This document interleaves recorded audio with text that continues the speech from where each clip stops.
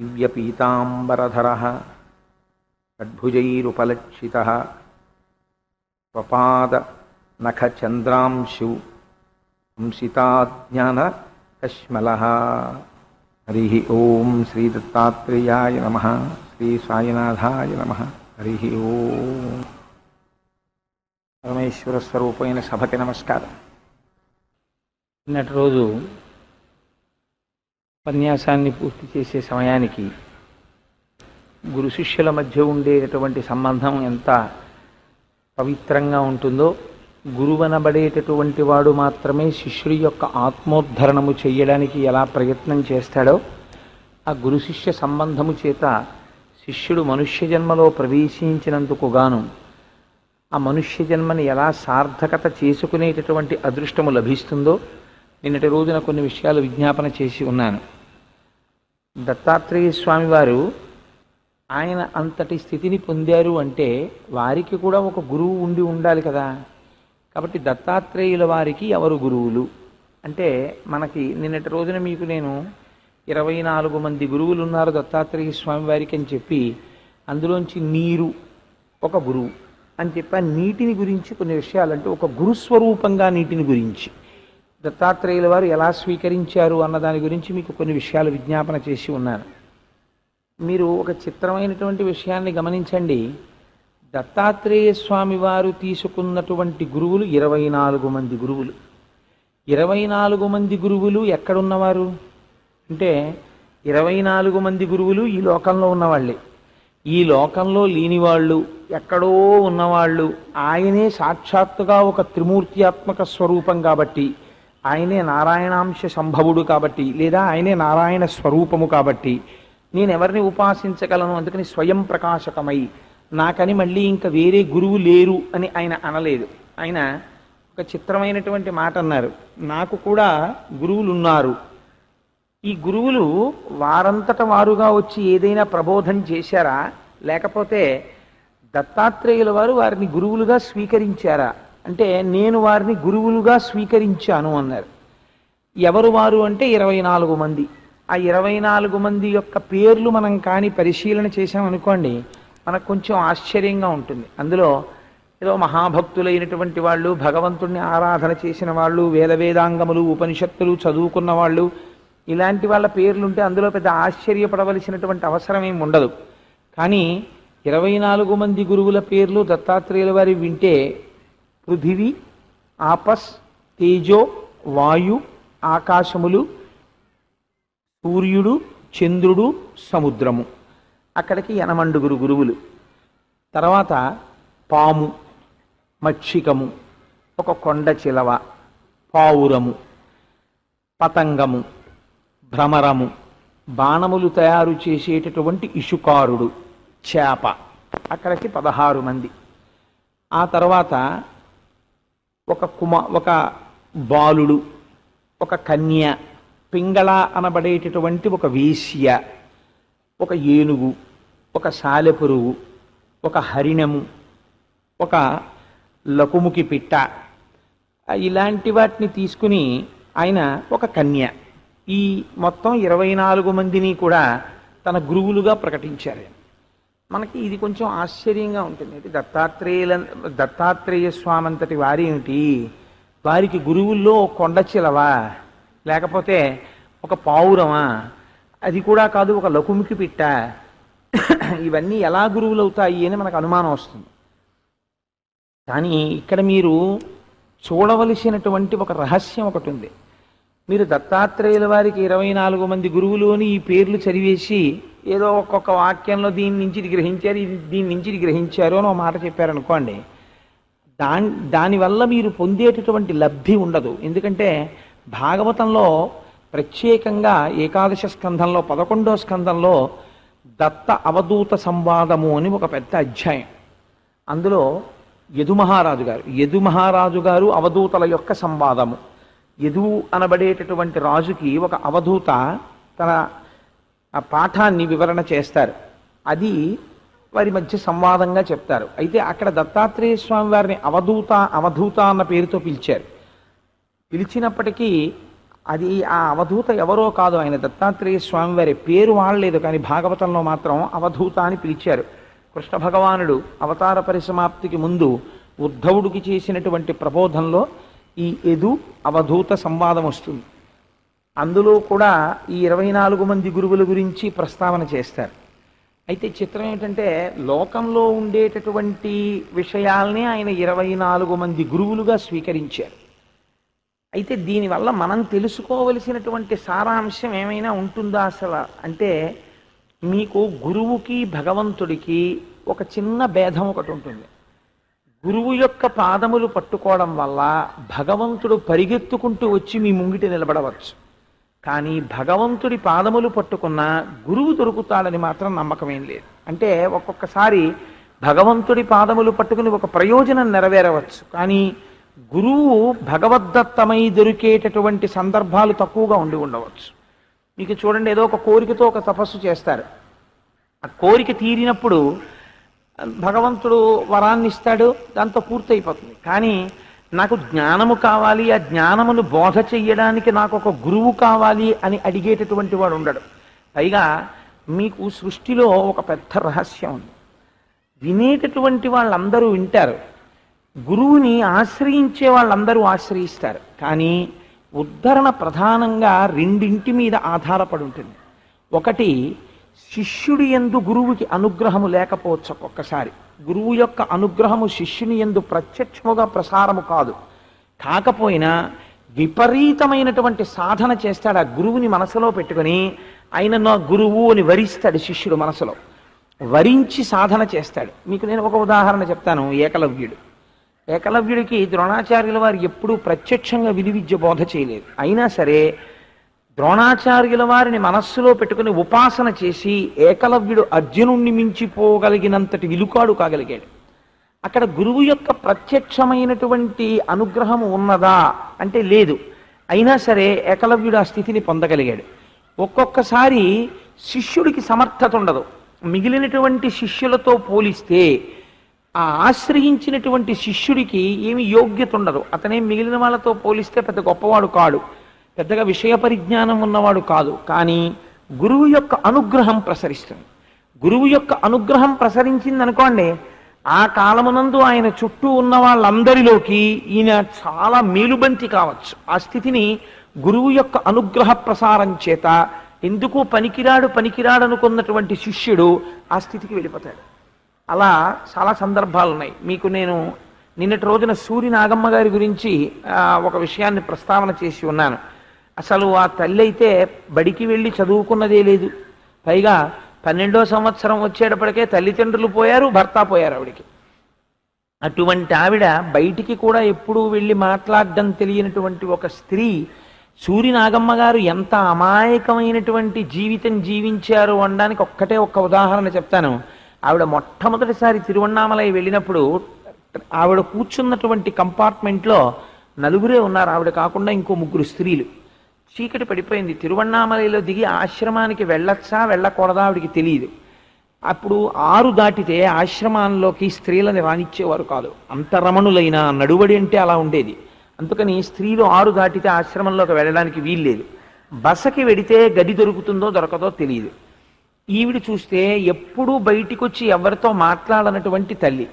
అటువంటి సందర్భంలో ఈవిడ ముఖం చూసి ఆ పెట్టెలో ఉన్నటువంటి మిగిలిన స్త్రీలు గమనించి అమ్మ మీరు బెంగ పెట్టుకోకండి, మీరు మాతో మా ఇంటికి వచ్చేసేయండి, రేపు విడుదల కానీ బసకి అన్నారు. కానీ ఆవిడ మనస్సు అంగీకరించలేదు. నేను బసకి వెళ్ళిపోతాను అంటే ఆ స్త్రీలు అన్నారు, ఏమోనమ్మా ఇంత చీకటి పడ్డాక గది దొరకచ్చు దొరకకపోవచ్చు, ఎందుకైనా మంచిది మీరు ఎక్కిన బండివాడికి మా అడ్రస్ చెప్తాం, గది దొరకకపోతే మిమ్మల్ని మా ఇంటికి తీసుకొస్తాడు అని చెప్పారు. చెప్తే ఆ పిచ్చి తల్లి బసకి వెళ్ళారు. వెళితే ఆ బస యజమాని అన్నాడు, అమ్మ బసలో అందరూ పురుషులే ఉన్నారు, ఒక్క స్త్రీ కూడా లేదు, మిమ్మల్ని ఇవాళ రాత్రివేళ ఒక్క స్త్రీని బసలో ఉంచడానికి నేను భయపడుతున్నాను, అందుకని నేను ఉంచనన్నాడు. అంటే ఆవిడికి ఎక్కడికి వెళ్ళాలో కూడా తెలియదు, ఎప్పుడూ బయటికి వచ్చిన తల్లి కారు. అప్పుడు ఆవిడ మళ్ళీ బండెక్కితే ఆ కనపడిన 3 స్త్రీల ఇంటికి తీసుకెళ్లారు. వాళ్ళు పాపం చాలా ఆదరంగా ఆహ్వానించారు. వాళ్ళు లోపల పెళ్లి మాటలు ఏవో మాట్లాడుకుంటున్నారు. ఈవిడికి లోపలికి వెళ్ళడానికి భయం వేసి వీధి గుమ్మం దగ్గర నించున్నారు. ఇంటి యజమాని వచ్చి తమిళంలో అడిగాడు, ఎవరు నువ్వు అని. లోపల వారిని అడగండి అని చెప్పారంతే. ఆ రోజు రాత్రంతా నిద్రపోకుండా గేటు దగ్గర నించుని రమణుల ఆశ్రమానికి వెళ్ళిపోవచ్చా, ఇప్పుడు వెళితే తలుపు తీస్తారా అని అడుగుతూ గడిపి మర్నాడు ఆశ్రమానికి చేరుకున్నారు. అంత అమాయకురాలైనటువంటి ఒక స్త్రీ భగవాన్ని దర్శనం చెయ్యగానే, రమణుల దర్శనం చెయ్యగానే ఆవిడికి ఎంత అలౌకికమైన ఆనందం కలిగిందంటే, బహుశా నా జీవితంలో నేను ఇంకా బ్రతికున్నది ఈ మహాత్ముడి దర్శనం కోసమే, ఆనాడు నాకు కలలో కనపడినది ఈయనే అని సంతోషించారు ఆవిడ. నేను ఈ విషయం ఎందుకు ప్రస్తావన చేశానంటే, సూరి నాగమ్మ గారి చేత పోతన గారి భాగవతాన్ని అన్ని మాటలు పారాయణ చేయించింది నేనైతే వ్యక్తిగతంగా అనుకుంటాను. భగవాన్ రమణులే ఆవిడ వెనకాతల ఉండి ఆవిడకి ఆ సంకల్పం కల్పించి పోతన గారి భాగవతం అన్ని మాటలు చదివించారు. సూరి నాగమ్మ గారు పోతన గారి భాగవతాన్ని అన్ని మాటలు చదివి ఉండి ఉండకపోతే బహుశా రమణులు మాట్లాడిన మాటల వెనకాతల ఉండేటటువంటి మర్మం అంత తేలిగ్గా ఆవిడికి అర్థమై ఉండుండేది కాదు. ఆ స్థాయికి ఆవిడ ఎదగగలిగారంటే పోతన గారి భాగవతం చదివించారు భగవాన్లు ఆయన దగ్గరికి చేరే ముందే.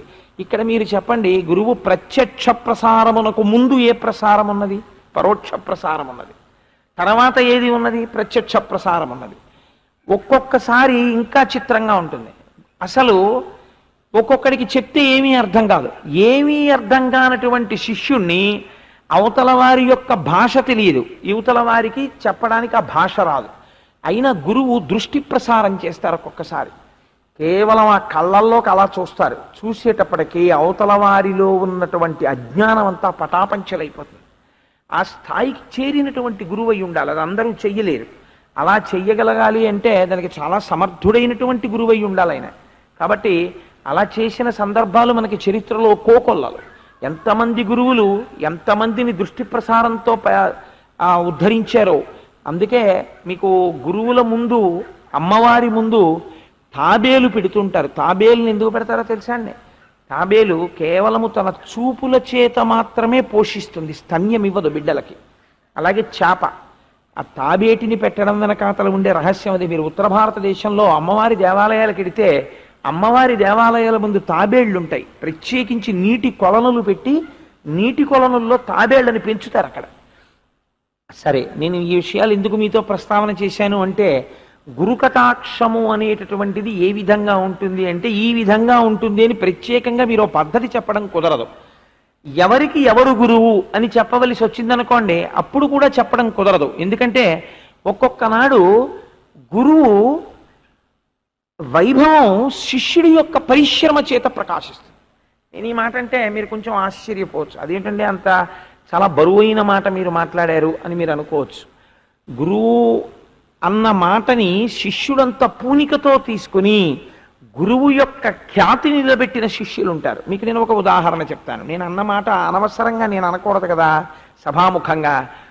శంకర భగవత్పాదులు ఒక సరోవరానికి అటువైపు కూర్చునున్నారు, సరోవరానికి ఇటువైపు పద్మపాదాచార్యుల వారు కూర్చునున్నారు.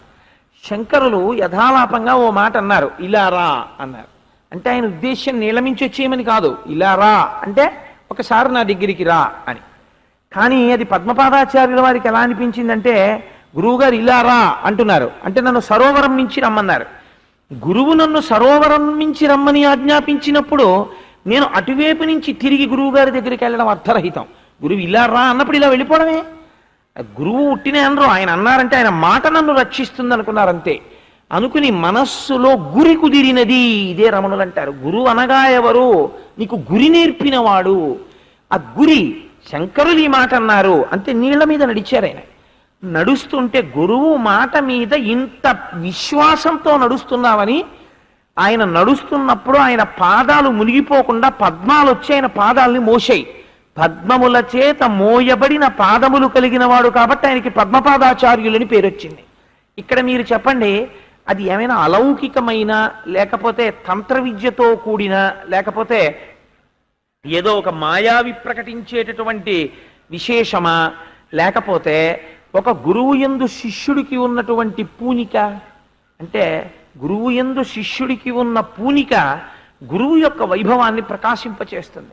కాబట్టి ఇన్ని రకాలుగా గురువుని స్వీకరించడంలో ఉంది అందం. ప్రపంచంలో మీరు ఏ వస్తువుని పట్టుకున్నా అసలు ఏ వస్తువుని పట్టుకోకుండా మీరు గురుత్వాన్ని స్వీకరించచ్చు. అదో ఆశ్చర్యం ఉంది తెలుసా అండి. రామకృష్ణ పరమహంస దగ్గరికి వెళ్ళి ఒక ఆయన అడిగాడు, అయ్యా అసలు ఈ ప్రపంచంలో పనికిమాలిన వస్తువు అన్నది ఏమైనా ఉన్నదా అని అడిగాడు. అడిగితే రామకృష్ణ పరమహంస అన్నారు, నీకు ఎందుకు వచ్చింది ఈ అనుమానం అని అడిగారు.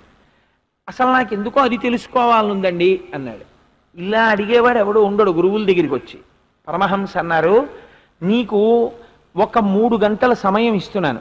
ఒక 3 గంటల సమయంలో నువ్వు ఎంత తిరగగలవో అంత తిరిగి నువ్వు నా దగ్గరికి రా. వస్తే నీకు ఏది పనికి మాలిన వస్తువో అర్థమవుతుంది అన్నాడు. అంటే ఆ శిష్యుడు అరణ్యంలో తిరగడం మొదలెట్టాడు. ఓ చెట్టు దగ్గరికి వెళ్ళాడు. ఈ చెట్టు వలన ఏమి ప్రయోజనము? అయ్యో అదేమిటి, ఆ చెట్టు నీడనిస్తోంది, కొట్టేస్తే కలపనిస్తుంది, ఆకులు దేనికైనా పనికొస్తాయి, పళ్ళు తినడానికి పనికొస్తాయి, కాబట్టి ఇది పనికొస్తుంది. ఓ జంతువుని చూశాడు. ఇది చచ్చిపోతే దీని చర్మం పనికొస్తుంది, దీని మాంసం పనికొస్తుంది, దీని గోళ్ళు పనికొస్తాయి. అసలు పనికిరానిదన్నది ఆయనకి కనపడలేదు. తిరిగి వచ్చిన తర్వాత ఆయనకు ఒకటే కనిపించింది. ఏమిటి కనిపించిందంటే, అన్నీ పనికొచ్చేవని తెలుసుకోకుండా పనికిరాని ఆలోచనలతో ప్రకృతిని అశుద్ధంగా మార్చిన నేనే పనికిరానివ్వండి ఈ ప్రపంచంలో. గురువుగారి దగ్గరికి వచ్చి కాళ్ళ మీద పడిపోయి ఇలాంటి పనికిమాలిన ఆలోచనలే నన్ను పనికిరానివాణ్ణి చేస్తున్నాయి, ప్రపంచమంతా పనికొచ్చేదే నువ్వు చూడగలిగితే ఆ కోణంలో అన్న విషయం నేను ఇవాళ గ్రహించగలిగానన్నాడు. ఈ దృక్కోణాన్ని మీకు అలవాటు చేయడం దత్తాత్రేయుల వారికి 24 మంది గురువుల్ని లోకంలోంచి స్వీకరించడం. ఇందులో అంతర్లీనంగా ఒక రహస్యం ఉంది. ఈ రహస్యం నేనేం చెప్తున్నది కాదు, భగవాన్ రమణులు ఒకసారి చెప్పినటువంటి మాటలు మీకు నేను చెప్తున్నాను. లోకమంతటినీ గురువుగా చూసిన వాడు ఎవరుంటాడో వాడు లోకమునకు ఈశ్వరుడు అవుతాడు. లోకమును పనికి మాలిన దానిగా చూసిన వాడు ఎవడుంటాడో వాడు లోకమునకు పనికి మాలిన వాడే అవుతాడు. అంతే సిద్ధాంతం. లోకమంతా తనకి పనికొస్తోంది అనుకోండి, ఎంత ప్రత్యుపకార బుద్ధితో ఉంటాడు. కాబట్టి వాడు లోకేశ్వరుడు అవుతాడు, పనికొచ్చేవాడు అవుతాడు. విశ్వము పనికిరానిది, లోకము పనికిరానిది అనుకున్నాడు అనుకోండి, వాడు పనికి మాలిన వాడే అవుతాడు లోకానికి. లోకము నుండి గురువులను స్వీకరించిన దత్తాత్రేయుడు లోకేశ్వరుడు అయినాడు. రామచంద్రమూర్తి సుగ్రీవుడికి పట్టాభిషేకం చేశారు. వర్షాకాలం వెళ్ళిపోగానే అన్ని దిక్కులకి వానరుల్ని పంపిస్తానన్నాడు. కానీ తారతో సౌఖ్యములను అనుభవిస్తూ ఇచ్చినటువంటి మాట మర్చిపోయాడు. లక్ష్మణుడితో సుగ్రీవుడికి కబురు చేశారు రామచంద్రమూర్తి. కబురు చేస్తూ, నువ్వు మాట మరిచిపోయావు, ఇచ్చిన మాట తప్పావు, కాబట్టి నిన్ను చంపేస్తాను అనలేదు. నా సంకుచిత పంథాహ ఏనవాలీగతో హతః అన్నారు. ఇతపూర్వము వాలి ఏ మార్గంలో వెళ్ళిపోయాడో ఆ మార్గం మూసుకుపోలేదని గుర్తుపెట్టుకో. అంటే వాలి ఏ మార్గంలో వెళ్ళిపోయాడు? ఊర్ధ్వలోకాలకు పోయాడు. నువ్వు వెళ్ళిపోతావు మాట తప్పితే. కానీ ఆ మాట యందు ఎంత మాధుర్యం ఉంది చూడండి. ఒక స్నేహితుడితో మాట్లాడేటప్పుడు, ఒక భార్యతో మాట్లాడేటప్పుడు, ఒక బిడ్డతో మాట్లాడేటప్పుడు, తన వారితో మాట్లాడేటప్పుడు ఒక్కొక్కరి మాట తీరు మీరు చూడండి ఎంత అందంగా ఉంటుందో. అసలు ఆ మాటకి వశులైపోతారు, అంత అందంగా మాట్లాడతారు. అది ఎక్కడి నుంచి వస్తుందంటే సంస్కార బలం. మాట్లాడడంలో ఇంత జాగ్రత్తగా మనం మాట్లాడాలన్న నేర్పరితనం ఉంటుంది. కాబట్టి సత్యం బ్రూయాత్ ప్రియం బ్రూయాత్ న బ్రూయాత్ సత్యమ ప్రియం. ఎంత గొప్ప మాట అంటుందండి శాస్త్రం. ఒకవేళ నిన్ను ప్రియంగా మాట్లాడమన్నాం కదా అని చెప్పి వాడికి ఇష్టమైన అబద్ధాలన్నీ తీసుకొచ్చి చెప్పేసి వాడు సంతోషపడతాడని చెప్పానండి, మీరు మధురంగా చెప్పమన్నారు కదా అందుకని మధురంగా చెప్పాను అనడానికి వీల్లేదు. న బ్రూయాత్ సత్యమ ప్రియం. అప్రియమైనటువంటి సత్యమును న బ్రూయాత్. అబద్ధమైనటువంటి విషయాలు నువ్వు ఎప్పుడూ మాట్లాడకు. మధురముగా మాట్లాడడం నేర్చుకో. నీ మాట ఒకే ఒక మాట నువ్వు మాట్లాడితే ఆ మాట అవతల వాళ్ళ జీవితాల్ని గట్టెక్కించేయగలగాలి. అబ్బా ఎంత మహానుభావుడండి, నిజంగా ఒక్క మాట చాలండి అనగలగాలి. అలా ఉండాలి మాట అంటే. నిన్న మీకు నేను అందుకే ఒక ఉదాహరణ చెప్పా. రమణ మహర్షి దగ్గరికి చాలా మంది చేరేవారు. వారు కిందకి వచ్చి కొద్దిగా మాట్లాడడం మొదలుపెట్టినటువంటి రోజులలో మరోసారి కొండ మీదకి వెళ్ళి కిందకు వచ్చి హాల్లో కూర్చునేవారు. కూర్చుంటే వారిని ఆశ్రయించి మాట్లాడదామని చాలా మంది వచ్చేవారు. వారు మాట్లాడేవారు కాదు, తన స్థితి యందు తాను ఉండేవారు, మౌనంలో ఉండేవారు. వచ్చి వెర్రి ప్రశ్నలు, పిచ్చి ప్రశ్నలు ఉండేవి. ఇక్కడ ఉంటామని కొంతమంది, అది చేస్తామని కొంతమంది, ఇది చేస్తామని కొంతమంది వస్తూ ఉండేవారు. సరే, ఇప్పుడు నేను ఆ విషయాలన్నీ ఎందుకు ప్రస్తావన చేయాలి కానండి. అందులో మహాతల్లి సూరి నాగమ్మ గారికి ఒక మాట అసలు మగవారి దగ్గర నిలబడి మాట్లాడడమే ఆవిడికి చేత కాదు. అటువంటి స్థితిలో నేను ఈ ఆశ్రమంలో ఉండిపోదాం అనుకుంటున్నాను, ఇక్కడే నా జన్మకి ఒక దారి చూసుకోవాలనుకుంటున్నాను అని చెప్పాలనుకున్నారు. అనుకుని అక్కడ ఉన్నటువంటి పరిచారికుణ్ణి అడిగారు, అయ్యా ఒక్కసారి నేను మాట్లాడతాను స్వామితోటని. సరే తీసుకెళ్ళి నిలబెట్టారు. అప్పుడు కళ్ళజోడు పెట్టుకుని ఆయన ఏదో రాస్తున్నారు రమణ మహర్షి. రాస్తుంటే ఆయన చూసేవారు కాదు ఇలాగా పరికించి. ఈవిడ పేరు సూర్యనాగమ్మ గారు, మీతో ఏదో మాట్లాడతారట అన్నారు. అంటే ఆయన గభాల తల తిప్పి ఏమి అన్నారు. అంతే. ఇతపూర్వం ఎప్పుడు మాట్లాడినటువంటి స్త్రీ కాదు ఆవిడ. ఇంతటి రమణ మహర్షి తల తిప్పి ఏమి అనేటప్పటికీ కళ్ళజోళ్ళలోంచి చూసి అడిగేటప్పటికీ ఆవిడికి ఇంకా నోట మాట రాలేదు. అలాగే నిలబడిపోయి నమస్కరించి తలొంచుకుని మీరే ఎలాగైనా నన్ను గట్టెక్కించాలి అన్నారు. అలాగే అన్నారంతే. అంతే, ఇంకేం లేదు. 3 అక్షరాలు అలాగే. ఆవిడ బయటకు వచ్చేసారు. బయటకు వచ్చేస్తే ఏమంటారో మహర్షి అని చెప్పి చాలామంది ఎదురు చూస్తున్నారు బయట. వారు అడిగారు ఏమన్నారు అని అడిగారు. అట్లాగే అన్నారు. అంటే వాళ్ళు అన్నారు, నిజంగా నువ్వు అదృష్టవంతురాలి. అలా ఆయన ఏం ఒప్పుకోరు. ఎవరైనా ఏదైనా ఇలాంటి మాటలు అడిగితే నేను మిమ్మల్ని ఉద్ధరించేది ఏముంది, ఎవరిని వారు ఉద్ధరించుకోవలసిందే. మీరు ఎవరో మీరు తెలుసుకోండి, అదే మీకు ఉద్ధరణ. ఇంకా మళ్ళీ ఒకరినొకరు ఉద్ధరించడమే ఉంటుందంటారు. అలాంటి వారు మీరు వెళ్ళి అడిగితే అట్లాగే అన్నారు. చాలదా మీ జన్మకి అంటే ఆ పిచ్చి తల్లి ఎంత పొంగిపోయిందో జీవితంలో. నిజంగా మీరు ఎప్పుడైనా సూర్యనాగమ్మ గారి జీవిత చరిత్ర చదివితే కళ్ళ నీళ్ళు వస్తాయి. ఆవిడ రాసుకున్న విషయాలు చూస్తే ఒక గురువు ఒక శిష్యురాల్ని ఉద్ధరించడం అంటే అది, ఒక శిష్యుడిని ఉద్ధరించడం అంటే అది. చూడండి, ఒక్క 3 అక్షరాలు కానీ అవతల వ్యక్తిని ఎంత సంతోషపెట్టాయో. ఒక్కొక్కసారి ఒక్కొక్క మాట ఎక్కువ మాట్లాడకపోవడం వల్ల సంతోషిస్తారు, ఒక్కొక్కసారి తక్కువ మాట్లాడడం వల్ల సంతోషిస్తారు. ఎక్కడ పడితే అక్కడ అనవసరంగా మాట్లాడకూడదు, ఒక్కొక్క చోట తక్కువ మాట్లాడకూడదు, ఒక్కొక్క చోట ఎంత మాట్లాడాలో అంతకన్నా మాట్లాడకుండా ఉండకూడదు. కాబట్టి ఈ పరిమితి వాక్కు యందు తెలియడం, ఎన్ని అక్షరముల తక్కువలో ఎక్కువ విషయాన్ని మనం చెప్పగలమో అది ప్రతిపాదించగలగడం, అది ఈశ్వరానుగ్రహంగా వాక్కుకు కలిగేటటువంటి శక్తి. అది శారదా కటాక్షం ఉంటే తప్ప అది వచ్చేటటువంటి విషయం కాదు. కాబట్టి నేను మీకు ఎందుకు ఈ విషయం ఇంత విషయం ప్రస్తావన చేయవలసి వచ్చింది అంటే, వాక్కునందు మాధుర్యం ఉండాలి. ఈ మాధుర్యము కేవలము నటన చేతనో మనం తీయగా మాట్లాడదామని మాట్లాడడం చేతనో వస్తే అది ప్రమాదకరము ఆ వాక్కు. రావణుడు కూడా చాలా బాగా మాట్లాడతాడండి. రావణాసురుడు మాట్లాడినట్టు ఎవడూ మాట్లాడలేడు. ఎందుకో తెలుసా అంటే, వాడు ఎంత లోభ పెట్టాడు సీతమ్మ దగ్గరికి వెళ్ళి, పిబ విహర రమస్వ భుంచ్వ భోగాన్ ధన నిచయం ప్రతిశామి దివించ మయి లలలనే యథాసుఖత్వం తైచ సమేత్త లలంతు బాంధవాస్తే అన్నాడు. అయ్యయ్యో ఎందుకు సీత అలా పడుకుంటావు, తిను తాగు. వాడికి ఏం ప్రేమ ఏమిటి ఆవిడ మీద? ఆవిడ మీద ప్రేమ అయితే రామచంద్రమూర్తికి తీసుకెళ్ళి ఇచ్చేస్తాడు ఆవిడ్ని. వాడికి ప్రేమ కాదు, కాపట్యం. లోపల ఒకటి, పైకి మాట్లాడేది ఒకటి. మహాత్ములు అలా ఉండకూడదు. మహాత్ములు మాట్లాడేటటువంటి మాటలు రామో దీర్ణాభిభాషతే అంటాడు రాముడైతే. అమ్మ నాకు 2 మాటలు మాట్లాడడం నాకు చేత కాదమ్మా అన్నాడు ఆయన. ఎంత తేడా చూడండి. రాముడికి రావణుడికి ఇద్దరు వేదం చదువుకున్నారు, ఇద్దరికి నడువడి ఎందు ఎంత తేడా వచ్చేస్తుందో చూడండి. అందుకే రాముడు గురువు అయ్యాడు, రావణాసురుడు 10 తలలుండి నశించిపోయాడు. ఆచరణ చాలా ప్రధానం మనిషికి. అది వాక్కుయందు మరింత ప్రకాశిస్తుంది. చాలా జాగ్రత్తగా మాట్లాడాలి. ఆ మాట్లాడేటప్పుడు మనం మధురంగా మాట్లాడుతున్నాం కదా అని చెప్పి అవతల వారిని పడగొట్టడం కోసమని మధురంగా మాట్లాడడం అన్న పని ఎప్పుడూ చెయ్యకూడదు. అంతకన్నా మౌనంగా ఉండిపోవడం మంచిది. అంతేకాని ఆ కాపట్యముతో కూడిన వాక్మాధుర్యము ప్రమాదకరమైనది. మీరు చూడండి, అందుకే నీటికి తీపితో పాటు ఒక లక్షణాన్ని అడుగుతాం మనం సాధారణంగా. ఏమిటో తెలుసా అండి ఆ లక్షణం? వాక్కుతో పాటు ఉండవలసినటువంటి లక్షణం వాత్సల్యం. నీటికి రుచితో పాటు ఉండవలసిన లక్షణం శీతలత్వం. మీరు అందుకే నీరు తీయగా ఉండొచ్చు, మీకు వేడి నీళ్ళు ఇచ్చారనుకోండి తాగడానికి, మీరు తట్టుకోలేరు.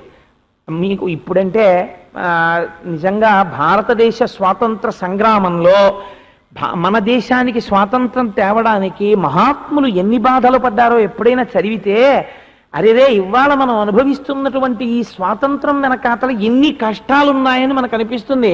మీరు ఎప్పుడైనా అరబిందో జీవితం చదవండి, ఆశ్చర్యపోతారు. కేవలం ఆయన మీద నేరారోపణ ఉన్నంత మాత్రం చేత ఆయన్ని తీసుకెళ్లి సుదూరమైన జైలు. ఎటువంటి జైలో తెలుసా అండి? ఇక మనిషి కనపడ్డ అక్కడ ఒక్కసారి కానిస్టేబుల్ వస్తాడు అంతే. మీరు నోరు చించుకుని అరుద్దామన్నా ఎవ్వరికీ వినపడరు. మనుష్యుడన్నవాడు మీకు కనపడ్డాడు. కొన్నాళ్ళకి పిచ్చి వచ్చేస్తుంది. ఉదయం వేళ ఒక్కసారి ఒక స్కావెంజర్ వస్తుంది. ఆవిడ జైలు లోపలే ఒక డబ్బా పెట్టేవారు. ఆ డబ్బాలోనే మలమూత్ర విసర్జన చెయ్యాలి. చేస్తే ఆవిడొచ్చి 8 గంటలకు ఒకసారి ఆ డబ్బా బయటికి తీసుకెళ్లి కడిగేసి తెచ్చి పెట్టేస్తుంది. ఒకవేళ మల విసర్జన చేసి మూత్ర విసర్జన చేస్తే 11 గంటలకు ఒక్కసారి వచ్చి ఆ డబ్బా కడిగేది. ఈలోగా ఒకవేళ కానీ ఏ కడుపు నొప్పి చేతనో వాళ్ళు పెట్టిన ఆహారం పడకపోవడం చేతనో సంకటి తిని జీర్ణం అవ్వక ఒకవేళ కానీ మలమూత్ర విసర్జన చేశాడో మరునాటి ఉదయం వరకు ఆ కంపులో అలా పడి ఉండడమే. ఎంత చిన్న చిన్న గదులంటే ఒక మనిషి ముడిచిపెట్టుకు పడుకోవాలి తప్ప ఇలా సాగి పడుకోవడానికి అవకాశం ఇంకా జైల్లో ఉన్నంత కాలం ఉండదు. ఇలా అడుగు తీసి 2 అడుగేస్తే గోడ అడ్డొస్తుంది, బయటికి వెళ్ళడానికి ఉండదు. నీళ్ళు ఎటువంటి నీళ్ళో తెలుసా అండి? ఇనప ఊసల్లోంచి చెయ్యి పెట్టి అక్కడ గొలుసు కట్టిన గ్లాస్తో ముంచుకుని తాగాలి. ఓ తొట్టె, ఒకటి చిన్న తొట్టె బయట ఉండేది. సూర్యరశ్మికి ఆ నీళ్లు వేడిక్కిపోయి వేడి నీళ్లు ఉండేవి. ఈ వేడి నీళ్లు ఎన్ని తాగినా దాహం తీరేది కాదు. అంత దాహంతో ఎదురుగుండా నీళ్లున్నా తాగబుద్ధేయక ఆ ఎండ లోపలికి పడిపోతుంటే ఎటు తిరగలేక కష్టం చెప్పుకుందామంటే మనిషి కనపడక అసలు ప్రపంచంలో ఏం జరుగుతోందో తెలియక తన మీద కేసు ఏమవుతోందో కూడా తెలియక చెప్పేవారు లేక ఎన్నెన్ని కష్టాలు పడి నిజంగా ఈ దేశానికి స్వాతంత్రం తీసుకొచ్చారో ఇవాళ మనం ఎంత బాధ్యతారహితంగా తిరుగుతున్నామో తలుచుకుంటే సిగ్గుతో తలంచుకోవాలి. కానీ దీనికి కారణం మాత్రం యువతరం కాదు. నేను నిష్కర్షగా చెప్తాను, యువతరానికి దీనితో బాధ్యత లేదు. కారణం ఏమిటో తెలుసా అండి? ఇవాళ చెప్పేవాడు లేడు. ఏ కాలేజీలో ఒక అరబిందో గురించి చెప్పేవాళ్ళు ఉన్నారు? ఏ కాలేజీలో మన భారతదేశ స్వాతంత్ర సంగ్రామంలో ఎవరెవరు ఎంతంత కష్టపడ్డారో చెప్పే కల్చరల్ హెరిటేజ్ ఆఫ్ ఇండియా లాంటి క్లాసెస్ ఉన్నాయి. ఎంతసేపు సబ్జెక్టు నూరిపోసేయడమే తప్ప భారతీయ సాంస్కృతిక వారసత్వం చెప్పిన వాళ్ళు ఎక్కడున్నారు? వాళ్ళకి రమ్మంటే ఎక్కడి నుంచి వస్తాయి నైతిక విలువలు? అందుచేత నేను ఇంతకీ ఒక దాంట్లోంచి ఒక దాంట్లోకి వెళ్ళాను. నీటికి కేవలము తీపితనం ఉంటే తాగగలరా? శీతలత్వం ఉండాలి, చల్లతనం ఉండాలి. వాక్కుకి కేవలము మాధుర్యం ఉందనుకోండి, పనికొస్తుందా? లోపల మాత్రం కారుణ్యం లేదు, వాడు ఉట్టిని నటిస్తాడంతే, అలా మాట్లాడుతుంటాడు. అది ప్రమాదకరము, అది చాలా ఇబ్బందికరమైనటువంటి విశేషము. తాను చెయ్యలేని దాన్ని అది కూడా ప్రీతిపాత్రంగా మధురంగా చెప్పాలి. అంతేకాని చెయ్యని పని చేస్తానని మోసపుచ్చడం, మధురంగా మాట్లాడమన్నారు కదా అని మాట్లాడడం, అది మంచి పద్ధతి కాదు. లోపల అపారమైన వాత్సల్యం ఉండాలి. అందుకే మీరు చూడండి, రామాయణం రచించాలి అంటే ఇతనికి ఉన్న యోగ్యత ఏమిటి చూశారు దేవతలు. మహానుభావుడు మధ్యాహ్నం వేళ సంధ్యావందనం చేసుకుందామని తమసా నదీ తీరానికి వెళ్ళిపోతున్నాడు వాల్మీకి మహర్షి. ఒక బోయవాడు పక్షిని కొట్టాడు. ఆ పక్షి క్రౌంచ పక్షి గిరగిర గిరగిర తిరిగి కింద పడిపోయింది. మానిషాధ ప్రతిష్టాత్వం మగమ శాశ్వతీ సమాహ అక్రౌంచ మిథునాదేకం అవధీహి కామమోహితం అన్నాడు. అంటే లోకము యొక్క శోకమును చూసి తన శోకముగా భావించిన వాడెవడో అటువంటి వాడి నోట్లోంచి ఆ శోకము ఆగక పైకి వాక్కుగా పొంగి ప్రవహిస్తే అది శ్లోకమైంది. అందుకని రామాయణానికి, ఆది కావ్యానికి అది మొదటి శ్లోకమైంది. రామాయణానికి లోకము యొక్క శోకమును చూసి తాను బాధపడగలగాలి గురువు. ఇలా బాధపడలేని వాడికి వాత్సల్యం ఉండదు. అందుకే మీరు చూడండి, సాధారణంగా లోకానికి ఒక తీరుంటుంది. మీకన్నా నాకు ఎక్కువ చదువు ఉందనుకోండి, వాడికేమొచ్చురా అంటాడు. మీకన్నా నేను పెద్ద పోస్ట్లో ఉన్నాను అనుకోండి, నా సబార్డినేట్ అండి అంటాడు. మీకన్నా నాకు ఐశ్వర్యం ఎక్కువ ఉందనుకోండి, ఎక్కడుంచాలో అక్కడ ఉంచాలండి, వాడు దరిద్రుడు అంటాడు. మీకన్నా నేను అందగాండి అనుకోండి, నేను అందగాండి వాళ్ళకన్నాను, వాళ్ళతో నేను ఎందుకు తిరుగుతాను అంటాడు. ఏ చిన్న విభూతిని ఈశ్వరుడిచ్చినా దాంట్లోంచి అహంకారాన్ని ఉత్పత్తి చేస్తాడు ప్రతివాడును. గురువు అన్ని తనకుండి ఏమీ లేని లోకాన్ని చూసి తాను ఏడుస్తాడు. అయ్యో వీళ్ళకి ఇవి లేవని ఏడుస్తాడు గురువు. ఇది వాత్సల్యం. ఇలా ఏడిచారు శంకర భగవత్పాదులు. నలినీదలగత జలమతి తరళం తత్వజీవితమతిశయ చపలం విద్ధి వ్యాధ్యభిమానగ్రస్తం లోకం శోకచ హంత సమస్తం అన్నాడు. అయ్యయ్యయ్యయ్యో, తామరాకు మీద నీటి బొట్టులా వీళ్ళ జీవితాలు అత్యంత చంచలములు, బహు కొద్ది కాలం ఉంటున్నారు. ఈలోగా వీళ్ళ జీవితాలన్నీ మా సంసారాలని, రోగాలని, రోత్సులని, కోపాలని, క్రోధాలని, అరిషడ్వార్గాలకి లొంగిపోయి పాడైపోతున్నారు. అరే రే, నా దృష్టిలో ఈ లోకం చచ్చిపోయిందిరా అని ఏడిచారు. ఏడుపు అవసరం ఏముందండి శంకరాచార్యుల వారికి?